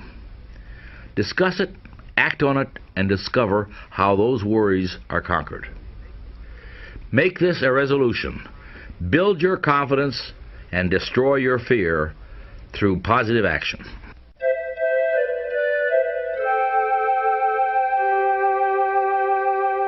Someone once said that the most difficult problem in life is getting out of a warm bed into a cold room. That's a difficulty a lot of people face. The longer you lie there thinking how unpleasant it will be to get up, the more difficult getting up becomes. This is another case where a quick injection of action is needed. Writers often talk about writer's block, the inability to get started. But the writer who waits for inspiration to come will probably be waiting for a very long time, may never even get a word on paper. Salesmen have frequently noticed that the hardest call to make is the first one of the day, the one that gets them started. But until the salesman takes the plunge, he or she is not a salesman at all. They're just a person thinking about being a salesman. But listen, here's a writer with an idea about getting started. When I've got deadlines to meet, I simply can't wait for the spirit to move me. So I use what's called a mind force technique. I make myself sit down at my desk, then I just pick up a pencil or a pen or whatever, and I just go through the mechanical motions of writing. Sometimes I just doodle, sometimes I just, the idea is just to get my fingers and arms in motion. If there's a particular subject I'm writing on, I'll start writing anything at all that I can think of about that subject. Pretty soon, without being conscious of the transition, my mind gets on the right track and I just go from there. People who get things done in this world don't wait for the spirit to move them. They move the spirit. Try these 2 exercises and see for yourself. First, use this mechanical starting method to accomplish simple but unpleasant business or household chores. Rather than thinking about the task, just jump right in and start doing it without any deliberation. Washing dishes, for example, or filing those papers at work. Don't even let yourself think about it. Just start doing it. That's the most effective way to handle these chores. Second, once you've done a few chores this way, use the mechanical method to create ideas, map out plans, solve problems, and do other work that requires top mental performance. One good way to get going on big projects is with a very inexpensive investment, a pencil and paper. With these 2 tools, you can tie your mind to a problem. When you write a thought on paper, your full attention is automatically focused on that thought. That's because the mind is not designed to think one thought and write another at the same time. And when you write on paper, you write on your mind, too. Tests prove conclusively that you remember something much longer and much more exactly when you write it down on paper. In addition, once you master this pencil and paper technique for concentration, you can think in noisy and distracting situations. When you want to think, just start writing, or doodling, or diagramming. It's an excellent way to move your spirit. Now let's summarize the ideas around using action to conquer fear and to build confidence and get moving towards success. First, be active, not passive. Strive to be someone who does things. Be a doer, not a don'ter. Don't wait until conditions are perfect to act. Conditions will never be perfect.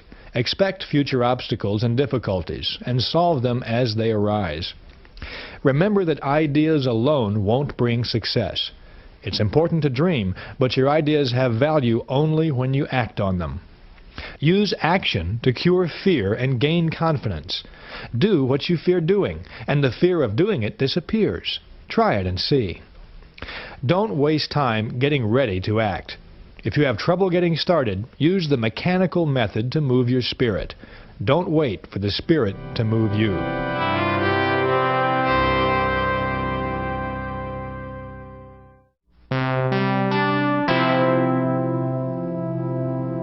We're talking about self-confidence and the things that help build it, as well as the things that can destroy it. One of the major obstacles to building self-confidence is often your own memory. Lack of confidence is one result of what I call a mismanaged memory. Here's how a mismanaged memory works. Your brain is a lot like a bank. Every day you make thought deposits in your mind bank, and these thought deposits grow and become your memory. When you settle down to think, or when you face a problem, in effect you say to your memory bank, "What do I already know about this?" Your memory bank automatically answers and supplies you with bits of information relating to this situation that you've deposited on previous occasions. Your memory, then, is the basic supplier of raw material for your new thought. Now, the teller in this memory bank of yours is very reliable. He does exactly what you tell him to do. If you approach him and say, "Mr. Teller, let me withdraw some thoughts I deposited in the past proving I'm inferior to just about everybody else," he'll say, "Right away, sir. Recall how you failed 2 times previously when you tried this? Recall what your 6th grade teacher told you about your inability to accomplish things? Recall what you overheard your fellow workers saying about you last week?" And so on and so forth. This teller will continue digging out of your brain thought after thought that proves you're inadequate. But suppose you visit this memory teller and you give him this request. "Mr. Teller, I face a difficult situation. Can you supply me with any thoughts that will give me reassurance?" And again, the teller says, "Right away, sir." But this time, he delivers thoughts you deposited earlier that say you can succeed. Recall that excellent job you did in a similar situation before? Recall how much confidence Mr. Sawyer placed in you. Recall the respect your friends have given you for your abilities in this area, and so forth.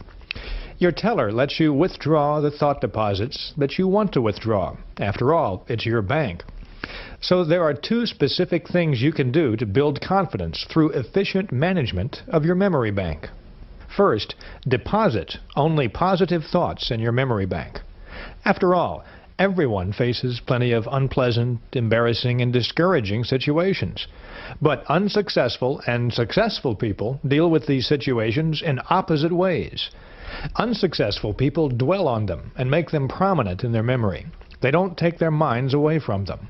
At night, the unpleasant situation is often the last thing they think about.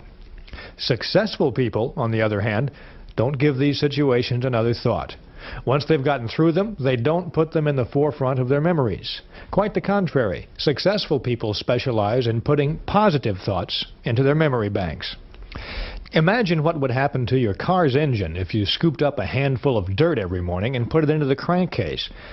That engine would soon be a mess. It wouldn't be able to do what you wanted it to. Negative thoughts have the same effect on your mind and your confidence. They produce needless wear and tear on your mental motor. They put you on the side of the road while others drive ahead. So get in the habit of depositing positive thoughts into your memory bank. Just before you go to sleep, count your blessings.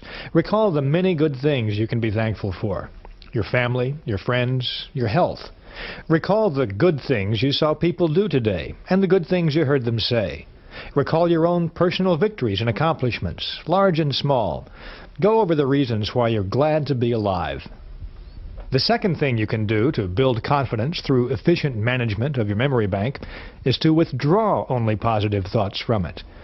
When you're alone with your thoughts, driving your car or having a quick lunch, or maybe on a business trip alone in the evening, don't dwell on whatever problems or troubles may be in your life at the moment. Remember instead the positive things, the good times you've had, the successes, the reasons that you're doing as well as you are. Mental health professionals tell us that some people create, in effect, their own private museums of mental horror by excluding positive thoughts from their memories and dwelling on negative ones to the point of obsession.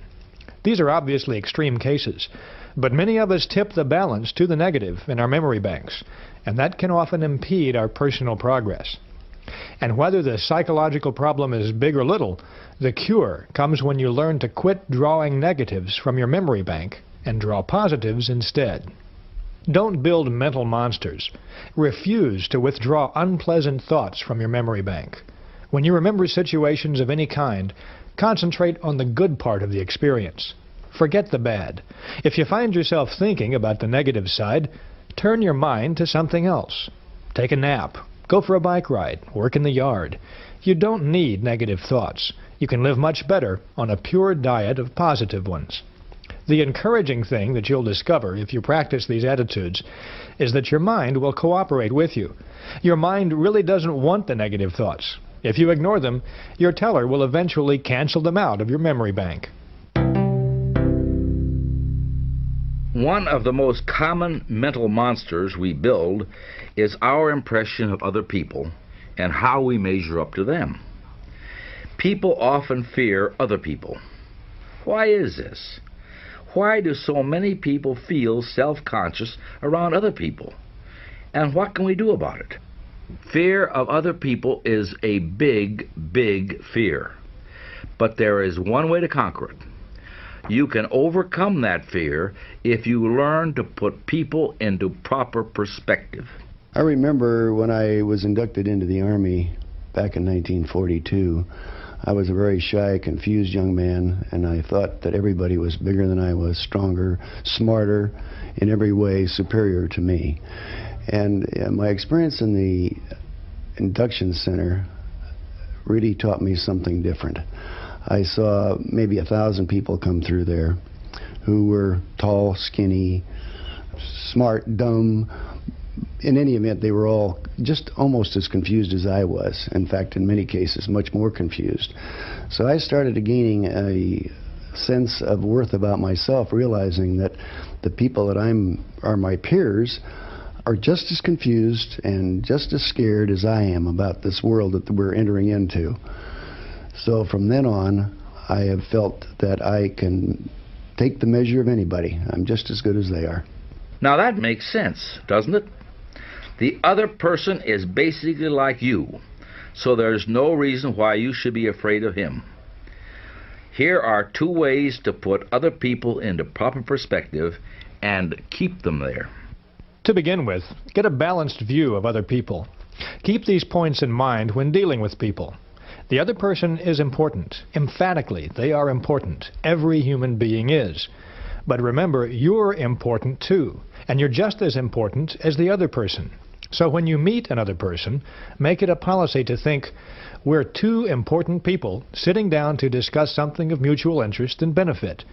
No matter how big or important the other person seems, remember, they're just another human being with essentially the same interests, desires, and problems as you. Second, develop an understanding attitude. People who want to put you down for whatever reason, or bite your head off, or criticize you, are not rare in this world. If you're not prepared for people like that, they can punch big holes in your self-confidence and make you feel defeated. You need a defense against these adult bullies, people who like to throw their meager weight around, and an understanding attitude is exactly the right defense. Anyone who confronts you, or insults you, or yells at you, or even cuts you off in traffic is not really mad at you. You're just a scapegoat, a momentary target for their feelings. That person may be mad at their husband or wife. They may have just lost their job. They may be under undue pressure from many sides. But you are not their real problem, and there's no reason why they should be your problem either. So the essence of an understanding attitude is to say to yourself, this person is having a bad day. I can understand that. I've had a few myself.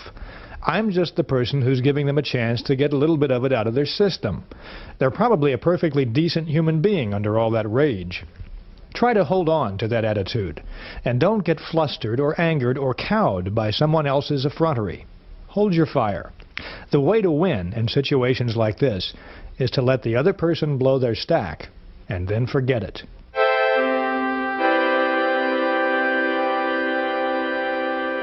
For many years, there is a textbook that's been a standard in college psychology courses. It was written more than 30 years ago by a Dr. George W. Crane. In this book, Dr. Crane wrote, and I quote, "Remember, motions are the precursors of emotions. You can't control the latter directly, but only through your choice of motions or actions. Go through the proper motions each day, and you'll soon begin to feel the corresponding emotions." In other words, we can change our attitudes simply by changing our physical actions. So, besides managing your memory, you can manage your emotions too, to help build more confidence and destroy fear. To give you one quick example, right now, no matter what you're doing or what you're thinking, break into a great big smile. Just smile as big as you can. Smile like a circus clown. Show all your teeth. Now, doesn't that make you feel a lot more like smiling? Doesn't that make you feel better, a little happier? And on the negative side, if you frown, a really bitter frown, you'll find that you feel more like frowning, and you'll feel all the negative emotions that go along with that expression. It's easy to demonstrate that managed motions can change emotions. People who are shy in introducing themselves can replace this timidity with confidence just by taking 3 simple actions simultaneously. First, reach for the other person's hand and clasp it warmly. Second, look directly at the other person. Don't look away. And third, say, "I'm very glad to know you." These 3 simple actions automatically and instantaneously banish shyness. Confident action produces confident thinking.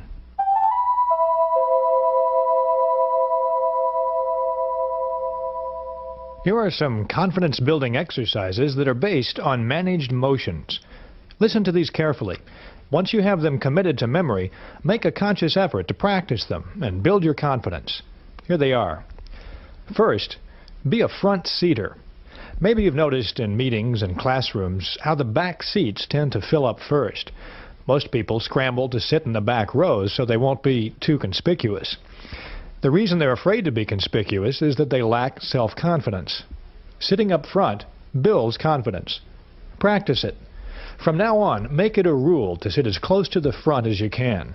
You may be a little more conspicuous, but then again, there's nothing inconspicuous about success. Second, practice making eye contact. The way a person uses their eyes tells us a lot about them. Instinctively, you ask yourself questions about the person who doesn't look you in the eye. What's he trying to hide? What's he afraid of? Is she trying to put something over on me? Is she holding something back? You say nothing good about yourself when you avoid making eye contact. You say, I'm afraid. I lack confidence. Conquer this fear by making yourself look the other person in the eyes.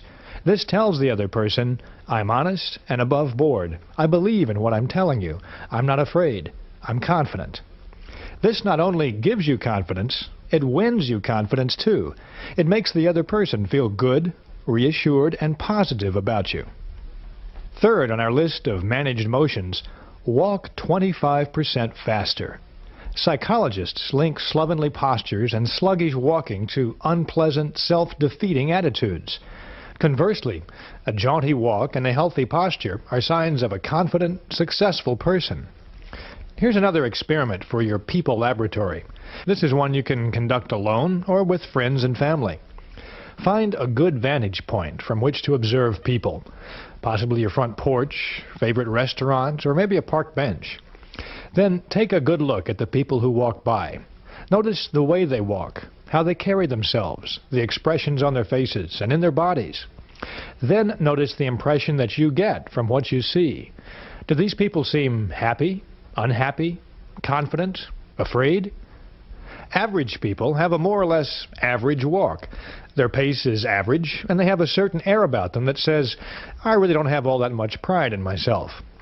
Other people look absolutely defeated, down and out. They just shuffle along, exhibiting zero self-confidence. Then there's the people who show super confidence when they walk. They almost seem to sprint. Their walk tells the world, I've got someplace important to go and something important to do. You can use this walk 25% faster technique to help build self-confidence. Throw your shoulders back, lift up your head, move a little quicker. You'll feel your confidence building as you do it. Managed motion number 4 is practice speaking up. Lack of self-confidence prevents many intelligent, perceptive people from expressing their ideas and feelings in discussions. And it isn't that these people don't want to share their thoughts. It's just that their fear of other people won't let them open up. David Schwartz calls these people conference clams. They're afraid that if they say anything, they'll look foolish, so they say nothing instead. But each time the conference clam fails to speak up, he takes one more dose of confidence poison. He becomes less and less confident of himself and feels more inadequate, more inferior. Often, the clam will make a faint promise to himself that he'll say something next time, but he never does. But when you do speak up, you begin to add to your confidence. Each time you say what's on your mind and let the group hear what you're thinking, you take a dose of confidence vitamins, and you make it easier to speak up the next time. So make this a rule. Speak up at every opportunity. Every open meeting you attend, speak up. Every business conference, every community forum, every church group meeting, every family gathering, speak up. Make no exception. Comment, make a contribution, make a suggestion, ask a question, and don't be the last one to speak. Try to be the icebreaker, the first one to comment. Speak up slowly and clearly, and don't rush through what you have to say. When you speak rapidly, it makes you sound unsure of your ideas. When you speak slowly, you sound more profound, more confident, and more understandable as well. Remember, like all action, the longer you postpone it, the worse the fear becomes. So don't wait, and never worry about looking foolish. You won't. For every person who doesn't agree with you, chances are great that at least one other person will. Quit asking yourself the question, I wonder if I dare speak. Instead, concentrate on getting the discussion leader's attention so you can speak. The final managed motion technique brings us back to where we started. Smile big. We demonstrated just a few minutes ago that a smile can give you a big boost. A smile is great medicine for confidence deficiency. But lots of people still don't really believe this because they've never tried smiling when they feel fear. So try the smile test once more. Put that big, foolish grin back on your face and try to feel defeated and down and out about yourself at the same time. It's like trying to keep your eyes open while you sneeze. You simply can't do it. A big smile gives you confidence. A big smile defeats fear and rolls away worry, and it cures despondency. And a real smile does more than just boost your spirits. A real smile, a genuine smile, melts away the opposition of others. Another person can't be angry with you if you give that person a big, sincere smile. Just recently, a little incident happened to me that illustrates that point. I was sitting at an intersection waiting for the light to change, and bam! The driver behind me let his foot slip off the brake, and he gave my rear bumper an instant crash test. I looked in my rear view mirror, and I saw him getting out, so I got out too. I forgot my own rule book, and I was about ready to give him a good piece of my mind. I have to confess I was ready, verbally, to bite him into pieces. But, fortunately, before I got the chance, this fellow walked up to me, smiled a big, sincere smile, and said in a most earnest voice, "Friend, I really didn't mean to do that." That smile matched his comment perfectly, and it really melted me.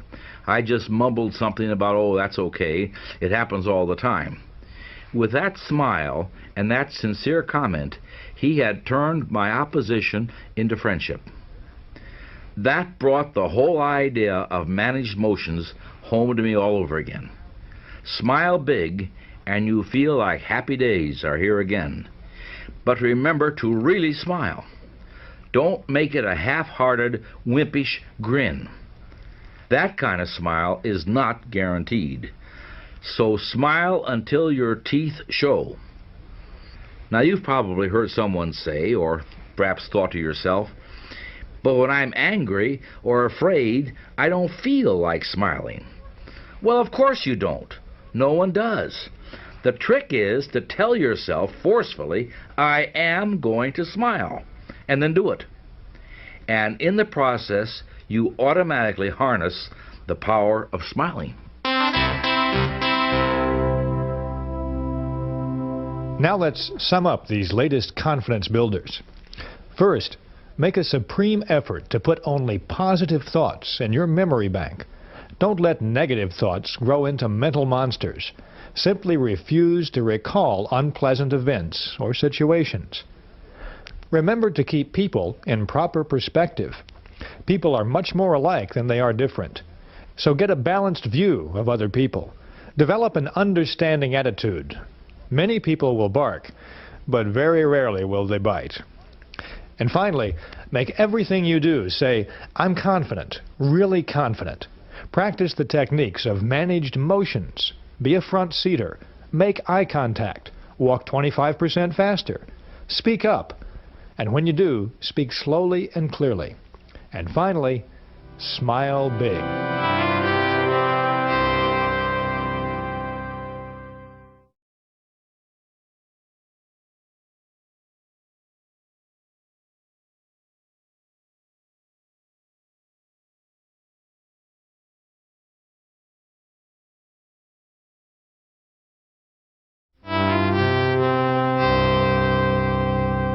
Have you ever wondered why a salesperson will greet one customer with an alert, "Yes, sir, may I serve you?" and virtually ignore another? Or why an employee will consistently carry out the instructions of one superior but only grudgingly do what another superior requests? Or why we pay close attention to what one person says but not to another? What's the explanation for this? It can be distilled into one word: thinking. We receive the kind of treatment we think we deserve. A person who thinks they're inferior, regardless of their real qualifications, is going to be inferior as long as they're convinced of it, because thinking regulates actions. If a person feels inferior, he or she acts that way, and no veneer of cover-up or bluff will hide this basic feeling for very long. The person who feels unimportant is unimportant. On the other side of the ledger, the person who really thinks he or she is equal to the task is equal to the task. To be important, you have to think you're important. You have to really think it, really believe it, and then others will think so too. Because how you think determines how you act, and how you act determines how others react to you. On this tape, David Schwartz will focus on the idea that you are what you think you are, and that by managing your thoughts and your environment, you can take a big step towards success.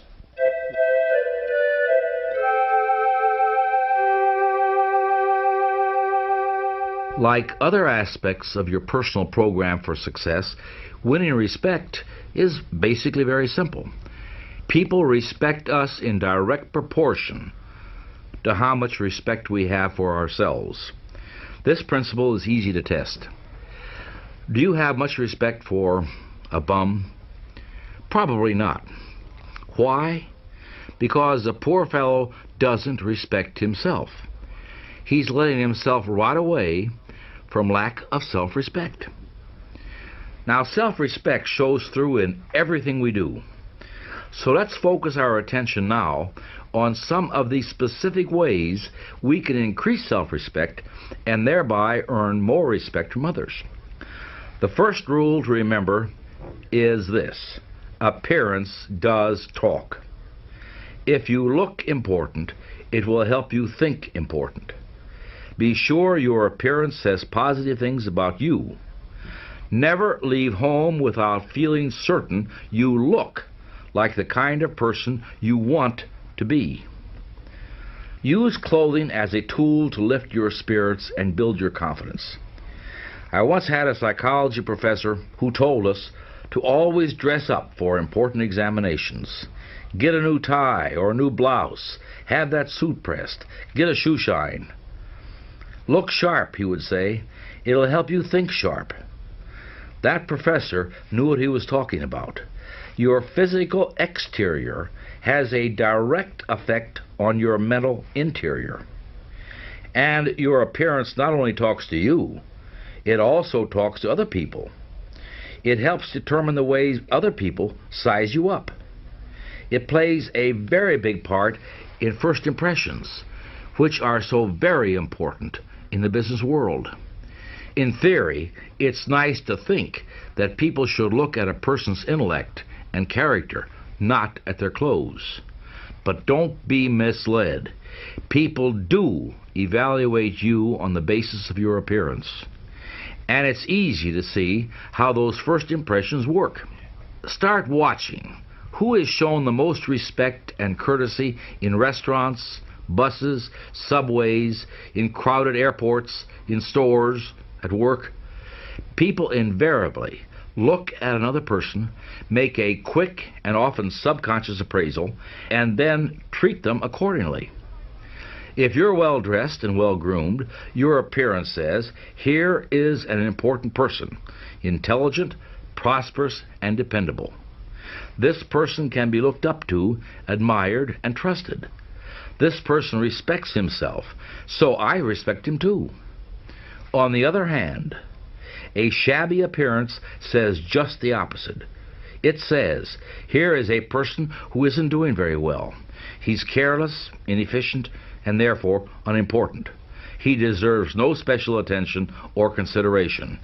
After all, he's probably used to being pushed around. So don't sell yourself short on your appearance any more than you would sell yourself short on your importance or your intelligence or your abilities. They're all part of the same package, your total success package. Look your best and you will think and act your best.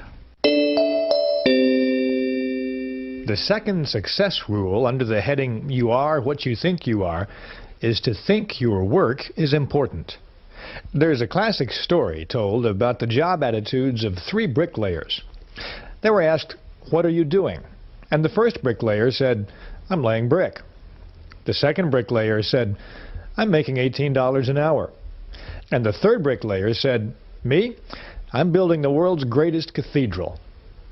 Now, the story doesn't tell us what happened to these bricklayers in later years, but what do you imagine happened to each of them? Chances are the first two bricklayers are still laying bricks. They lacked vision. They lacked job respect. There was nothing behind them to propel them forward to greater success. But you can wager every cent you have that the bricklayer who visualized himself building a cathedral is not still laying bricks. He might have become a foreman or a contractor, possibly an architect. He moved forward and upward. Why? Because thinking does make it so. Bricklayer number 3 was tuned to thought channels that pointed the way to self-development in his work. Just like your appearance, the way you think towards your work says things about you to your superiors, to your associates and subordinates, in fact, to everyone with whom you come in contact. Well, we have about 800 administrative people in the plant, and every 6 months we interview them to find out how they're feeling about their job. We actually talk to every person we feel, if they're on the payroll, they must be important to the company.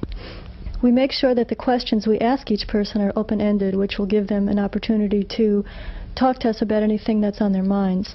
And after each interview, we fill out a rating form that has detailed information about how they feel about the different aspects of their job.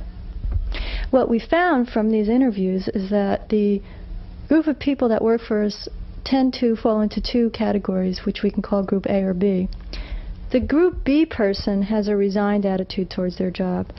That is, they regard their job as a necessary evil. They talk a lot about disagreeable features of their jobs, things they don't like about fellow workers, working conditions, and so on. And the benefits for them are things like the security, the retirement policy, sick leave, extra time off, what we're doing to improve the insurance programs, and things like that. That group includes about 80% of the non-production personnel that we interview. The Group A person is a different story. They seem to regard the work as a challenge. They don't expect us to give them anything except a chance. And they think on a much broader scale that encompasses them and the business itself. I think they enjoyed these interviews and regard them as constructive. It's one of the Group A people who usually get recommendations for pay increases, and almost all of the personnel problems we have come from the Group B people. So obviously, it's my job and my biggest challenge to try to help people to move from Group B to Group A. Until a person thinks his job is really worthwhile and is interested in having a positive attitude, there's not much I can really do to help them. At least that's been my experience. You are what you think you are, and what your thought power directs you to become. If you think you're weak, that you lack what it takes, or that you'll lose, then you will be doomed to mediocrity. But think instead, I'm important. I have what it takes. I'm a first-class performer. My work is important. Think this way, and you're headed for success. Here's a phrase that you should remember. A person who thinks his job is important receives mental signals on how to do his job better. And a better job means more promotions, more money, more prestige, and more happiness. That's one of the most important messages that you can receive in your success program. If you have kids, you've probably noticed how quickly they pick up the attitudes and habits and preferences of their parents. Whether it's food or mannerisms or even political views, the child is a living reflection of how his or her parents think. The child learns through imitation. And as a matter of fact, so do adults.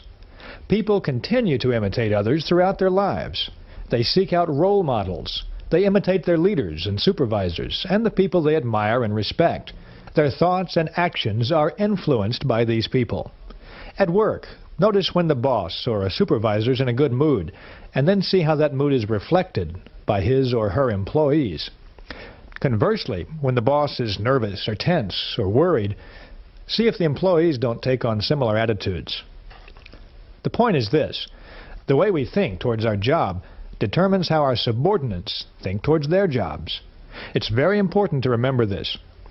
Your points of superiority, as well as your weaknesses, show up in the behavior of those who report to you and who look to you for leadership. So if you're in charge of a unit or a division or an office, you can rest assured that the success of that organization will be a direct product of your own attitude toward success. You are what you think you are, and your work is as important and successful as you think it is. The choice is yours.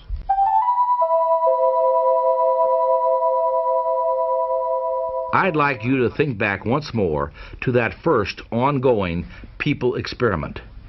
And I'd like to give you a very important characteristic to add to your list for comparison between successful and unsuccessful people.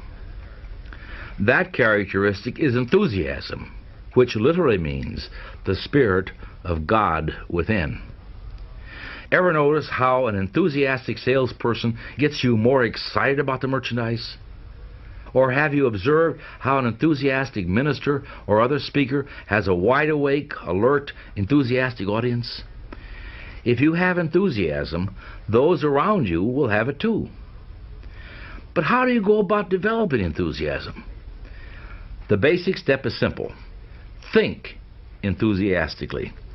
Build in yourself an optimistic, progressive glow, a feeling that this is great and I'm 100% for it. Once again, you are what you think you are. Think enthusiasm and you'll be enthusiastic. To get high-quality work, be enthusiastic about the job you want done. Others will catch the enthusiasm you generate and you'll get first-class performance. But if you're negative about the job, you can fully expect others to adopt your negative attitude.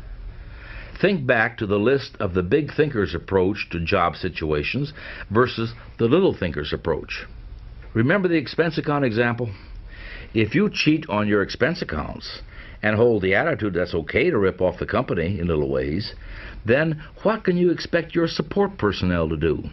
Or if you habitually arrive late and leave early, then what do you think the troops are going to do? Bear in mind that your superiors are going to evaluate you by measuring the quantity and quality of output you get from those people who report to you. That alone should be a major incentive to think right about your job. Think right about your job so your support personnel will think right about their jobs too. Let me offer 2 suggestions to help you get others to do more for you. First, always show positive attitudes toward your job so that your support personnel will pick up right thinking. Second, as you approach your job each day, ask yourself, am I worthy in every respect of being imitated? Are all my habits such that I would be glad to see them in my support personnel? I sell cars for a living, and every morning a big part of my day is just calling potential customers to set up demos. And I had a problem with it. The problem was that I had sort of a shy-sounding voice. I was a shy person then, and I knew my voice sounded like it on the phone, and so when people heard my voice, they'd just say, no thanks, I don't want to be bothered. And our sales manager would hold these sales meetings every Monday morning where he'd give us a pep talk about being good salesmen and selling cars, and it would really pep me up, and I'd go out there on the floor and call my people, and I'd sell cars and do a good job. But by the end of the day, it would start to wear off, and by Tuesday morning, I was sort of back to my old self. And so I realized that I needed this pepping up every Monday, and if the sales manager could do it, well, why couldn't I just do it to myself? So I decided to do that. I went out on the lot one day, found a car that I liked, and I sat in this car for about 5 or 6 minutes and just talked to myself. And I told myself everything that I knew was true. I said, you are a good salesman, you know how to sell cars, and these people do want to talk to you because they do need these cars and you have the product that they want. And it worked so well that now I actually look forward to making these phone calls. And now it's gotten to the point where before I dial these calls, I'll just give myself this silent pep talk, and it works. And I'm getting results now. I'm doing better than I've ever done in my life. I'm selling lots of cars. I honestly believe I talked myself into being a good salesman. Now that's a pretty good idea, isn't it? To be on top, you've got to feel like you're on top. You've got to think and believe you're on top. Give yourself a pep talk and discover how much bigger and stronger you feel. Don't ever belittle yourself. Practice uplifting self-praise, and you'll see the results.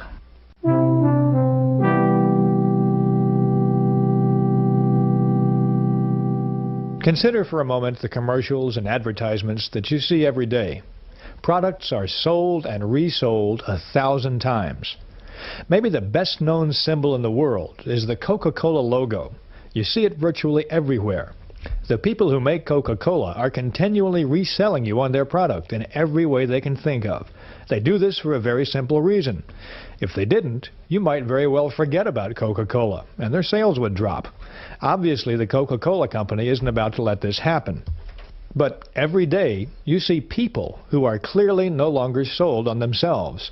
They lack self-respect. They lack belief in their most important product, themselves. They feel like nobodies, and because they feel that way, they are. These people need to be resold on themselves. They need to remake their image, become a first-class person in their own eyes. They need to develop honest, sincere belief in themselves. If you're in need of a selling job on yourself, do what Tom Staley did. Tom Staley is a man who's going places fast. He's built his own personal success program, and an essential ingredient of it is Tom Staley's 60-second commercial, which he carries in his wallet at all times.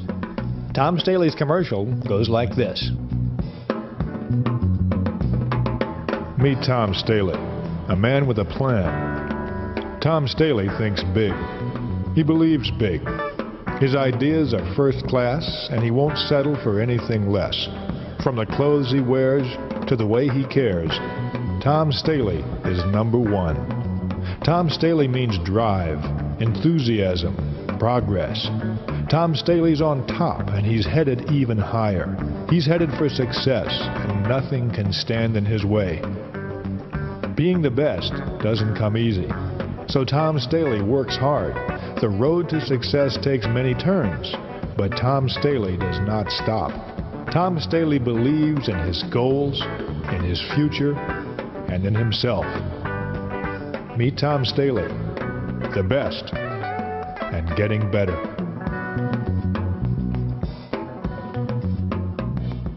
That's Tom Staley's 60-second commercial.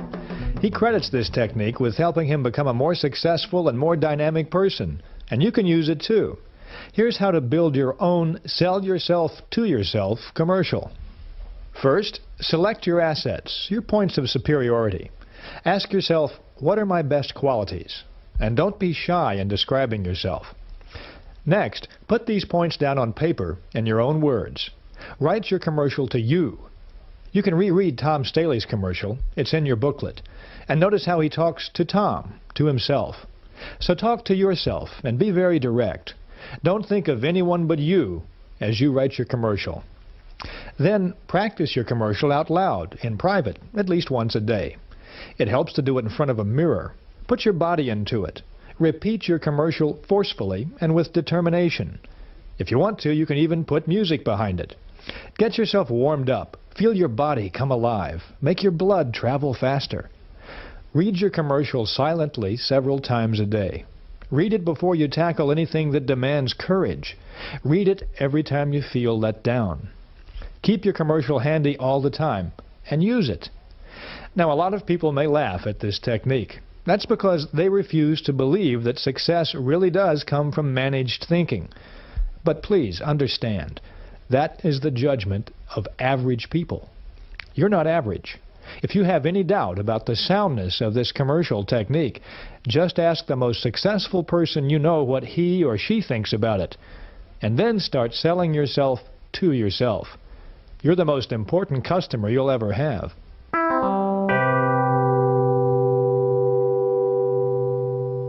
Now here's a summary of the ideas behind the concept that you are what you think you are. First, look important. It helps you to think important. Your appearance talks to you and to others as well. Be sure it lifts your spirits and builds your confidence. Make certain that it says, here is an important person, intelligent, prosperous and dependable. Next, think your work is important. Think this way and you will receive mental signals on how to do your job better. Think your work is important and your subordinates will think their work is important too. Finally, give yourself a pep talk several times daily. Build a sell yourself to yourself commercial. Remind yourself at every opportunity that you're a first-class person.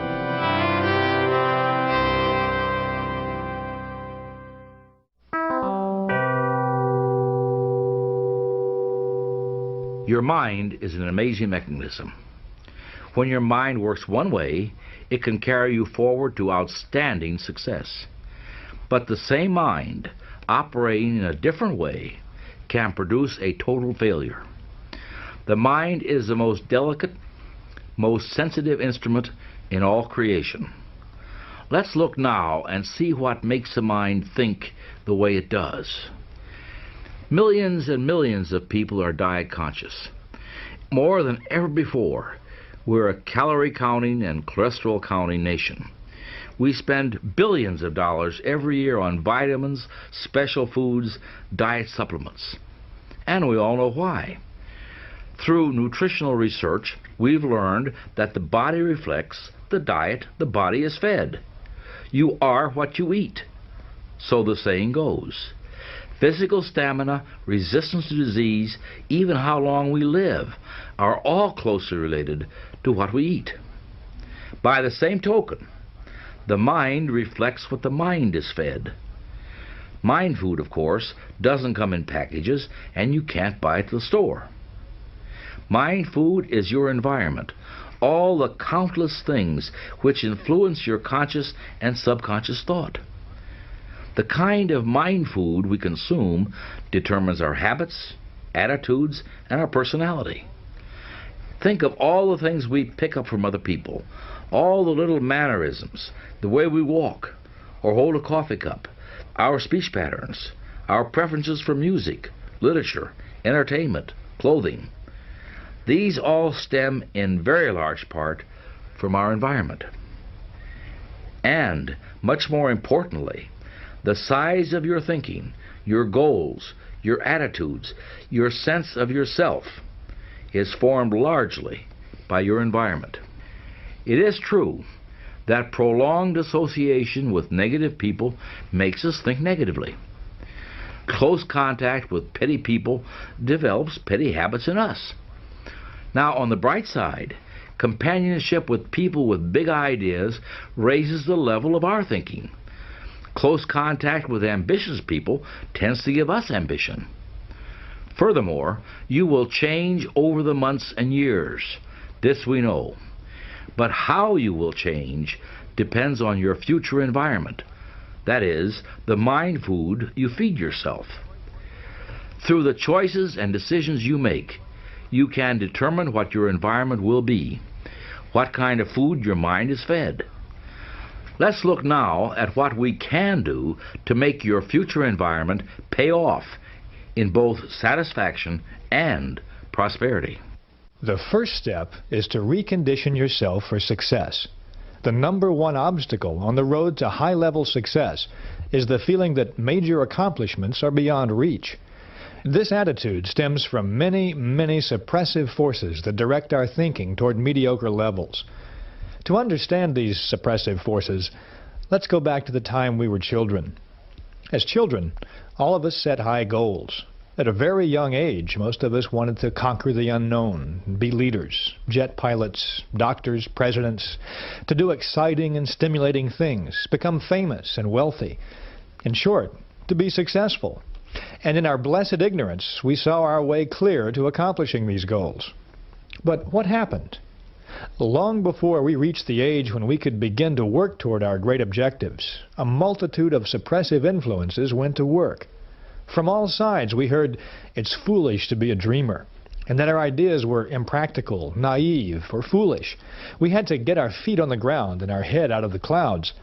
We heard that to get ahead, we had to have money to begin with, or that we had to have important friends, or just plain luck. As a result of being bombarded with this "you can't get ahead so don't bother to try" propaganda, Most people, you know, can be classified into three groups. The first group are the people who surrendered completely. The majority of people who are convinced deep down inside that they haven't got what it takes, that real success, real accomplishment is for others who are lucky or fortunate in some special respect. Now you can spot these people because they go to great lengths to rationalize their status and explain how happy they really are.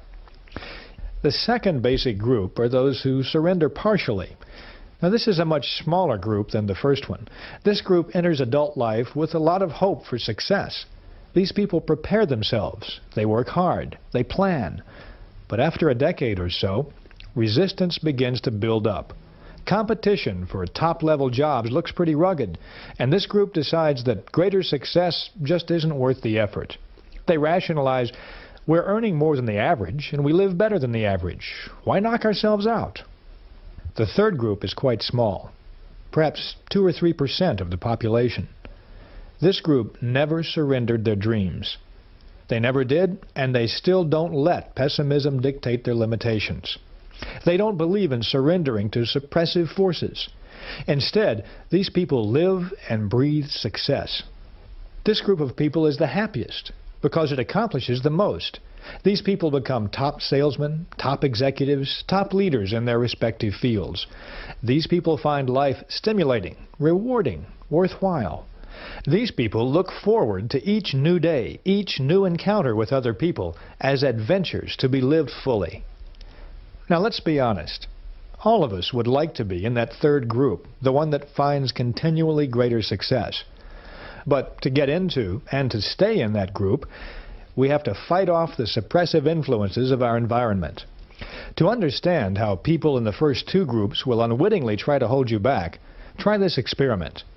Tell several of your average friends or your fellow workers with the greatest sincerity that someday you intend to be vice president of your company. What will happen? Your friends will probably think you're joking. And if they do believe you mean it, they'll say something like, "You poor sap, you've got a lot to learn." But now assume that you repeat that same statement with equal sincerity to the president of your company. How will he or she react? One thing is certain. The president of your company will not laugh. He might look at you intently and say to himself, "Does this person really mean this?" But he won't laugh, because big people do not laugh at big ideas. By the same token, if you tell someone who owns a $1 million home that you plan to own your own $1 million home one day, that person won't laugh either, and they won't think you're crazy. That person knows it's perfectly possible, because that person has already done it. But if you tell your neighbors that, they're liable to tell you it's impossible. Remember, people who tell you something can't be done almost always are unsuccessful people, strictly mediocre in terms of accomplishment. The opinions of these people are poison. Develop a defense against people who want to convince you that you can't do something. Accept negative advice only as a challenge to prove that you can do it. Be extra conscious about this. Don't let negative thinking people destroy your plan to think yourself to success. I call these people negators. Negators are everywhere, and they seem to take delight in sabotaging the positive progress of others. Some of them do it out of jealousy. They're not moving ahead themselves, so they want to see you stumble too. Others may be sincere and well-meaning, but they've been brainwashed. They've surrendered. They're convinced that success is impossible for them, and that people who strive for success are risking everything and are liable to end up with nothing. So be careful. Study negators. Don't let them destroy your plans for success.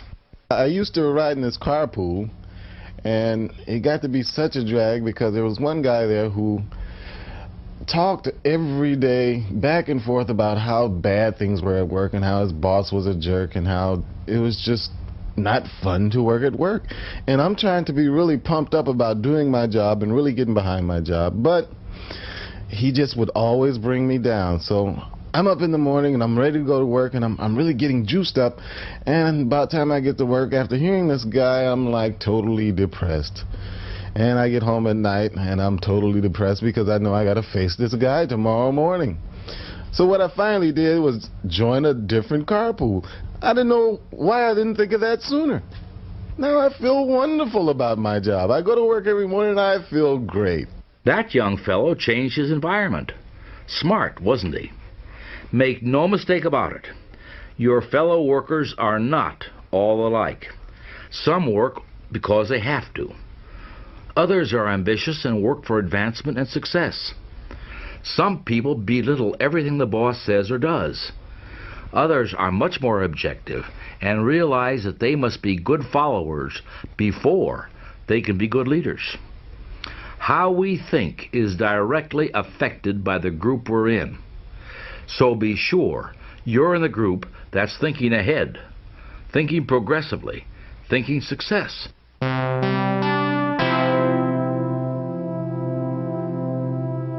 Whenever you enter a new work situation, you're liable to encounter a lot of advice, both official and unofficial. Be careful about your source of advice in these situations. In most organizations, you'll run into freelance advisors who know the ropes and are eager to clue you in. They'll tell you things like, the best way to get along here is to just stay out of everybody's way. If they ever get to know you, all they'll do is pile more work on you. Now, chances are this freelance advisor has been with the company for 20 or 30 years and is still down at the bottom of the totem pole. What a consultant for a new employee who wants to move up in the business. Right now, make it a rule to seek advice only from people who really do know the ropes, successful people. There's a lot of incorrect thinking that the people on top, the high executives, are inaccessible. The truth is that they're not.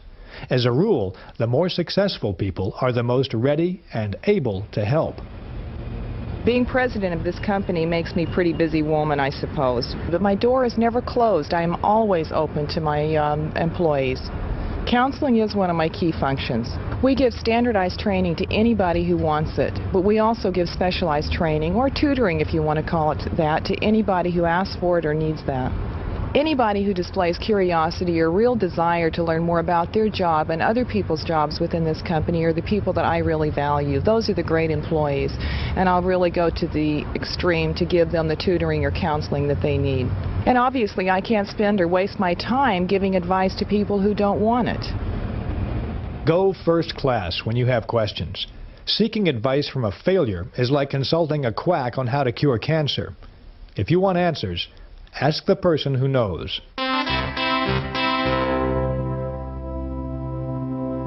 You know, it's not only how you spend your time at work that matters in your personal success program. The fact is, what happens after work and on weekends has a direct bearing on your performance on the job. The person with a constructive, off-the-job life nearly always is more successful than the person who lives in a dull, dreary home situation. Let's observe a couple of co-workers. We'll call them John and Milton, and let's see how they spend their weekends, and then let's look at the results. John's mind food diet on weekends is something like this.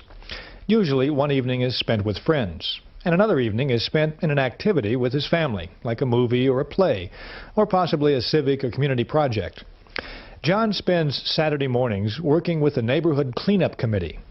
A lot of times he'll devote the afternoon to errands around the house, yard work, or a special project of some kind. Right now he's building a deck in the backyard. On Sundays, he and his family try to do something special together. Last Sunday, they climbed a mountain in a nearby national park. Recently, they went to a science exploratorium in their city. Occasionally, they'll drive out to the countryside, where John and his wife have been looking for some property to buy.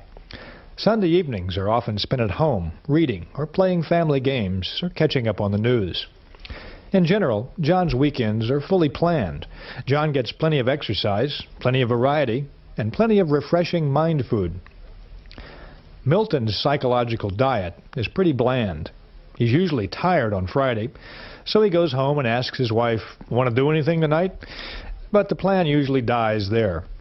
Milton sleeps late on Saturday, and the rest of the day is spent catching up with chores of one kind or another. Saturday night, he and his family will go to a movie or watch TV. Sunday morning is spent in bed. Sunday afternoon, they'll spend watching sports on TV, and that night they might get together with the neighbors, or they might not. In short, Milton's weekend is pretty boring. By the time Sunday night rolls around, the family is tired and tense because there's been so little variety in their schedule.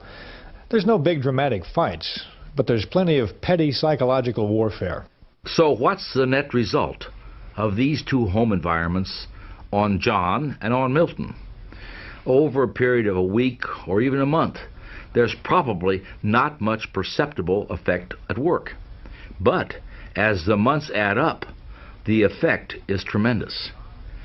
John's environmental pattern leaves him refreshed, gives him ideas, tunes up his thinking. He's like an athlete getting a good, complete diet. Milton's environmental pattern leaves him psychologically starved. His thinking mechanism is impaired. He's like an athlete that's being fed candy and beer. John and Milton may be on the same level today, but there will be a gradually widening gap between them in the months ahead, and John will pull way out in front. Casual observers will say, well, I guess John had more on the ball than Milton. But those who know will be aware that much of the difference in the job performance of these two workers is the direct result of the difference in the mind food they consumed. There are several things that you can do to help make your social environment first class. First, circulate in new groups. Restricting your social environment to the same small group produces boredom and dullness. And remember, your success-building program requires that you become an expert in understanding people. Make new friends, join new organizations, enlarge your social orbit. Variety in people, like variety in anything else, adds spice to your life, gives it a broader dimension. It's good mind food. Second, select friends who have views different from your own. If you're a Republican, make sure you have some friends who are Democrats, and vice versa. Get to know people of different religious faiths. Associate with opposites. But be sure that they are positive, progressive people, and not negative mediocrities. Third, select friends who stand above petty, unimportant things. Folks who are more concerned with the square footage of your house, or the appliances that you have or don't have, than they are with the ideas you express, or the feelings you have about things, are inclined to be petty. Guard your psychological environment. Select friends who are interested in positive things, friends who really do want to see you succeed. Find friends who breathe encouragement into your plans and ideas.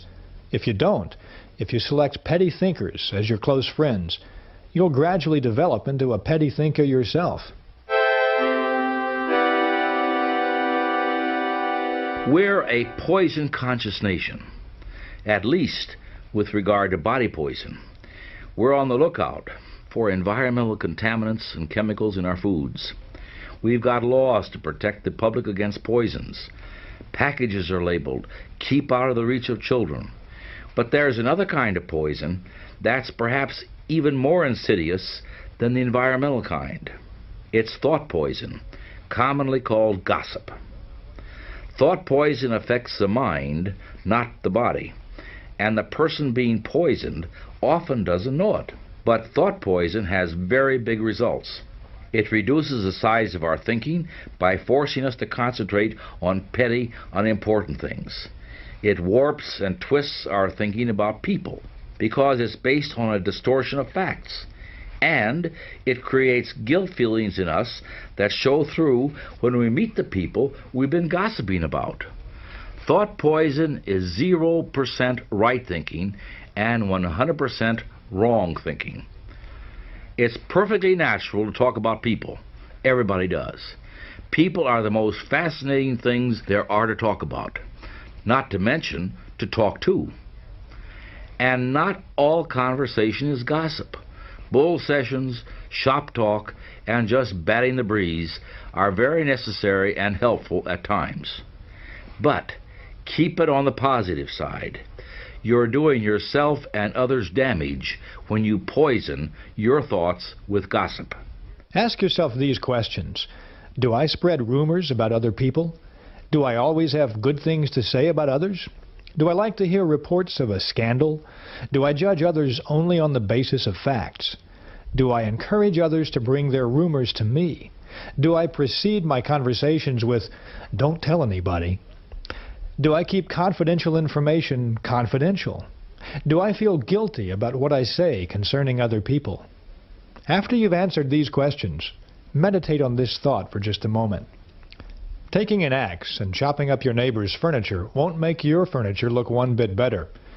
And using verbal axes on another person doesn't do one thing to improve your life. Now let's summarize this information on managing our mental environment. First, be environment conscious. Just as body diet makes the body healthy or ill, mind food makes the mind healthy or ill as well. Second, make your environment work for you, not against you.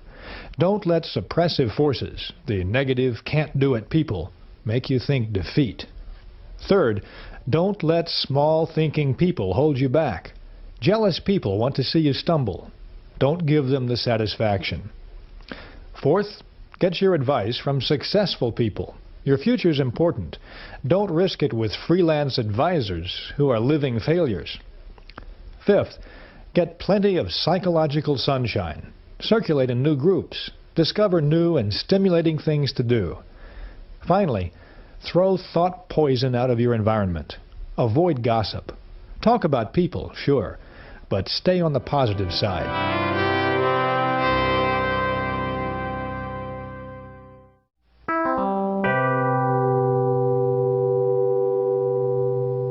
Well, Bob, really good to see you. I've been thinking all about that proposal you sent. Listen, you've got some terrific ideas in there. I think we just might be able to hammer out some business. Oh, yeah, Bob. Look, I'm kind of busy right now. And, well, yeah, I know you had an appointment. But, no, I didn't get much of a chance to look at your stuff. And we can talk about it if you want to for a few minutes. Did you know that you can read minds? People do it every day. You just heard two people greeting a potential business associate. Did you get a mental image of each of them from the tone of their voice? Did you get a reading of their attitudes? Then you just read their minds. You could tell by the tone of their voice what each one of them was thinking. The first one was clearly enthusiastic and looking forward to a productive meeting and some real possibilities for the future.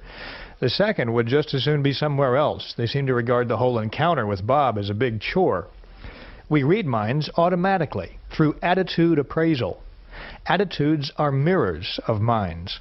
They reflect the thinking that's going on inside. We read attitudes through expressions, voice tones, inflections, and body language, posture and body angles and eye contact and so forth. Attitudes have tremendous impact. Salespeople with the right attitude beat their quotas. Students with the right attitude make A's. Right attitudes pave the way to a happy married life. Right attitudes make you effective in dealing with people, and they enable you to develop as a leader. Right attitudes win for you in every situation.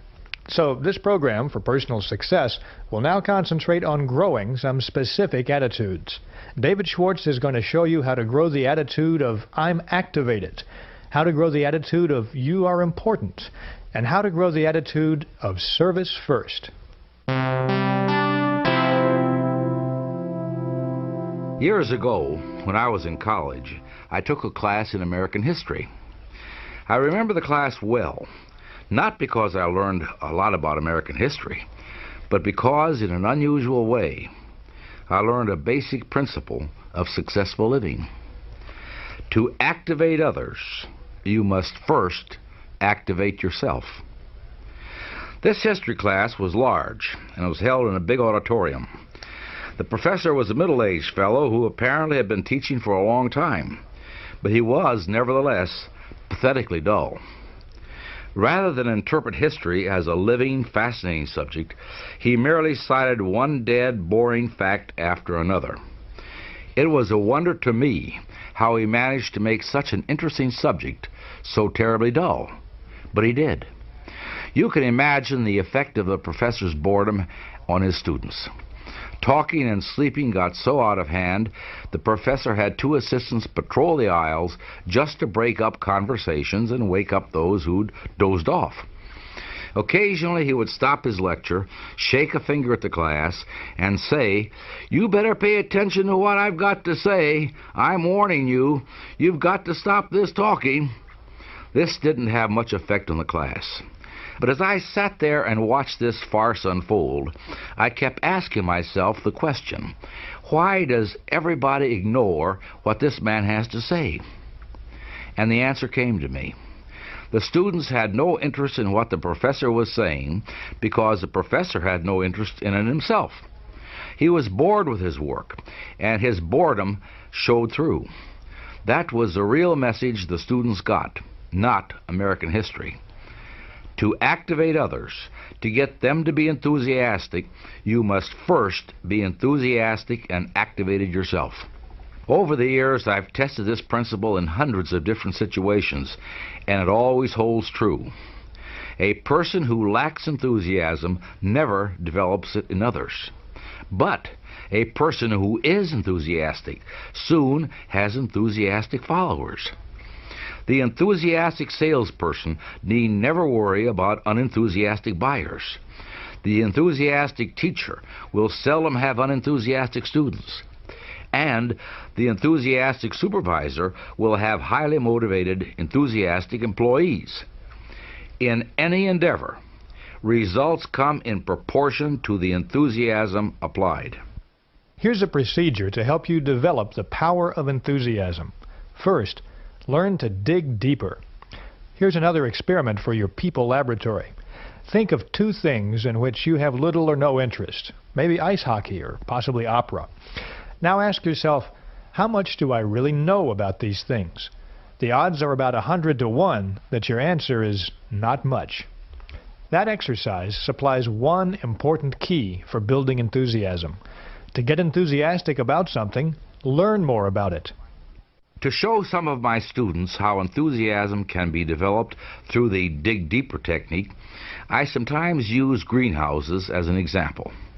In a deliberately casual way, I will ask the group, are any of you interested in manufacturing and selling greenhouses? Not once have I ever gotten an affirmative answer. Then I make a few points about greenhouses.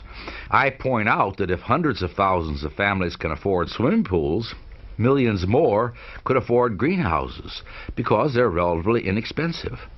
I point out that many greenhouses are even designed as add-ons to houses and can help provide solar heat and cut down dramatically on heating bills. I show them that if you could sell a $3,000 greenhouse to only one family in 100, you develop a multi-billion-dollar business. Now, the only problem with this exercise is that the group, which 10 minutes before was completely indifferent to greenhouses, now is so enthusiastic that they don't want to move on to the next subject. Use the dig deeper technique to develop enthusiasm toward other people as well. Find out all you can about the other person, what they do, what their background is, their family, their ideas and ambitions, and you'll find your interest and enthusiasm toward that person mounting. You can literally use this dig deeper technique for anything. For managing your money and finding new investment opportunities, dig deeper into the stock market. Discover the many ways you can invest, and at the same time, discover the day-to-day adventure of American business. If your child wants a pet, but you're not enthusiastic about the idea, dig deeper into the subject. Get a book on dogs and read about the attributes of the various breeds.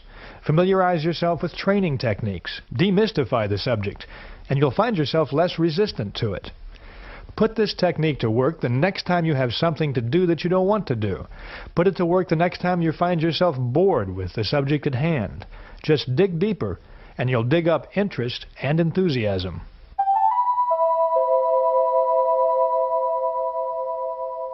The second procedure for developing the power of enthusiasm is life it up. Now notice the phrase is life it up, not live it up. There's a significant difference. Life it up means putting extra enthusiasm in everything you do. When you shake someone's hand, really shake their hand. Make your hand clasp say, "I'm glad to know you," or "I'm glad to see you again." A conservative, mousy handshake is really worse than no handshake at all. It makes people think, this person's more dead than alive. Try to find a really successful person with a mousy handshake. You'll be looking for a long, long time. Life up your smiles. Remember David Schwartz's advice about smiling? Show those teeth. Put your heart and soul behind your smile. And don't worry if your teeth aren't perfect. When you smile like that, people don't see your flaws. They see a warm, enthusiastic person, someone they're going to like and respect. Life up your speech. Sound like you believe what you're saying. People will be much more apt to go along with someone who sounds like their ideas mean something to them. So say it with life. Put vitality into your speaking. Whether you're talking to a garden club, a sales prospect, your children, put enthusiasm behind what you say.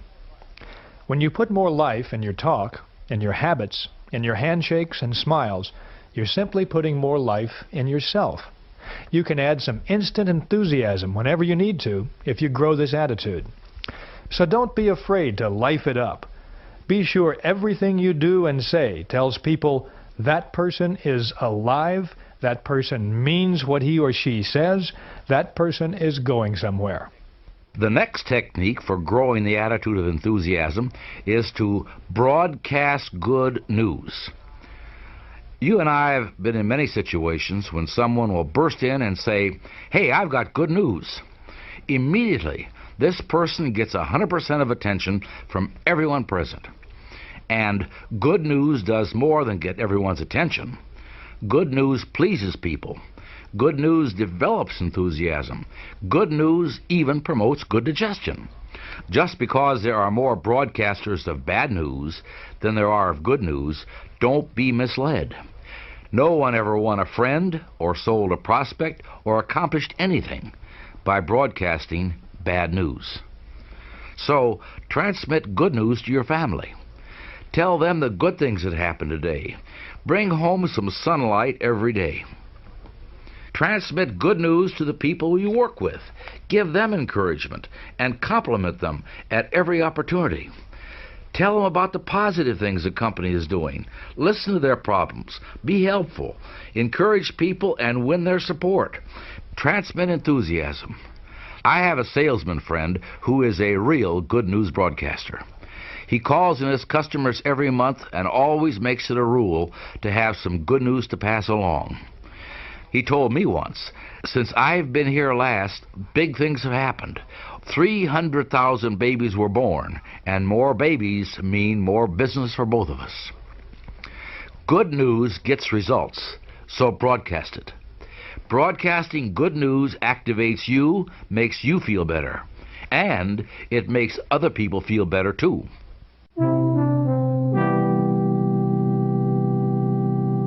Every human being, whether they live in India or Indianapolis, whether they're young or old, brilliant or ignorant, has the desire to feel important. It's a natural desire, and it's probably the strongest non-biological desire we have. Our laws, our philosophy, and religions are based on the importance of each individual human being. Every person has value, and is therefore endowed with certain basic rights, which no one can take away. We demonstrate our belief in the importance of individuals, whether we know them or not, every day. When a child is reported lost, no one asks, "Is this child important?" or "Is this child's family important?" Instead, an all-out search is launched, and the community extends every possible effort to find that child, whether that child is rich or poor, and regardless of the parents standing in the community. The child, like every person, is important. Satisfying the craving to be important is also a basic success tool. But it's a startling fact that despite the obvious results this tool can yield, and even though it costs nothing to use, very few people actually use it. Growing the attitude, "You are important," can carry you forward to success. But most people tend to carry around a defensive, "you don't matter to me" kind of attitude for the world to see. But you can change that attitude and reap the rewards of recognizing the other person's importance. Here's how and why. First, let's look at the practical side. Take a look the next time you're walking down a busy street. The prevalent attitude is clearly, "You don't mean anything to me. You are totally unimportant in my world." And the reason for this attitude is the assumption that most people can't do anything for you. But that is a basic blunder. The fact is that the other person, regardless of his status or income, is important to you for giant dollar and cents reasons. Number one, people do more for you when you make them feel important. Years ago in Detroit, I rode a bus to work each morning. The driver was an old grump. I watched this driver pull away from the curb dozens of times when a wildly waving, shouting, panting passenger was just a second or two from the door. Over a period of months, I saw this driver show special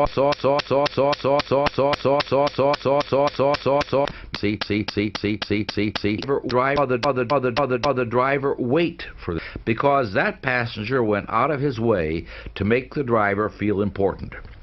Every morning he greeted the driver with a personalized, sincere, "Good morning, sir."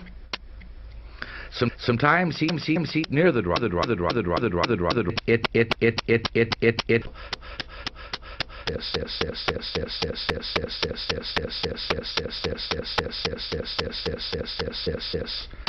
For people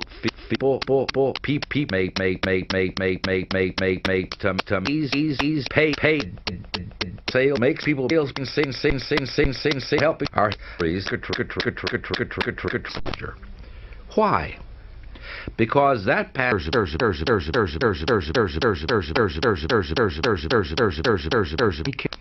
for more he offer comments like, "It must take nerves of others feel important. You help self feel important too."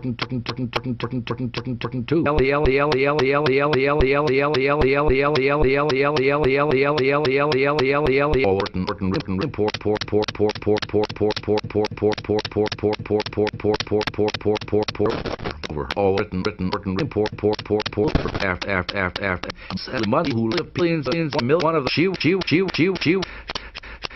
he for how the science for make people important more what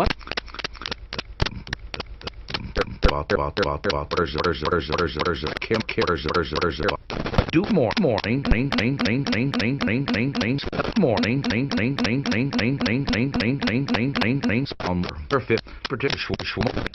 appreciate that she really appreciate that comment. And then morning when I definitely great had heard that elevator ever heard that elevator I made them let's not feel them put her hair make me them feel walls.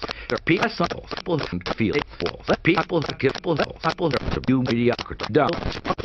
She for me slowly for me see you see you want to feel but important so that more here that's let's do it for you personal up to do that you know how to appreciate that not that the pray to you all meet people me people really on the elements face I to bribe little comment pray and crazy boot or that's what to a not mental surface here in daily dollar face and call daily company or different things bigger bigger people bigger than that the press bigger second people little get press one don't mean we're and who is a some for sports lately but so they would make sure don't but something but bigger and them or to get to make something not make to get higher than kids one place it makes a vital company from your message that blindly it's a pray misappropriate finally pilots member is dead people it all said few and 6 it's support for the you before you just called yeah greater and you the PS long paul share for river season and pray there your for the when you make it first it's you rest dividend portal who pass or that cell the peas and the peas and the peas down work the peas and down work praise work the peas and will get that port there's and vet you read the feast whatever the more healing mournful and vet pray there's 300 people you read then import then of import will be greater will be your own dividend import need gross to that food peas peas that well people what yet very food these that money this will so put money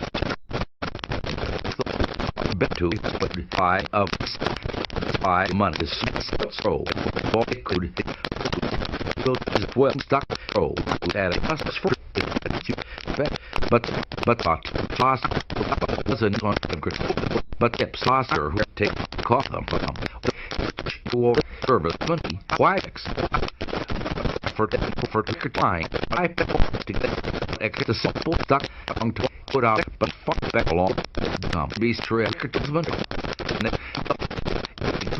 the same come stuck what all for strips out keep this will out stripping need help will meet a ocean a sees a stack up or that to expect get so all develop and expect and then little eat and much the extra is a extra cost having see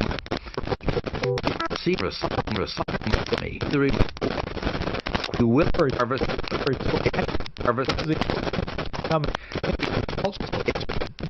and harvest to that month by this 6 4 by this jump a into for can like for into here you sell by big you thing entry jump to the did jump to the port some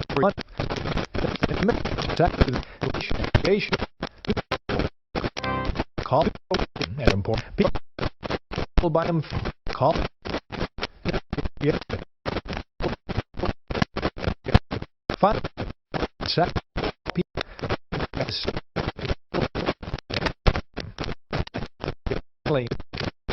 brooks you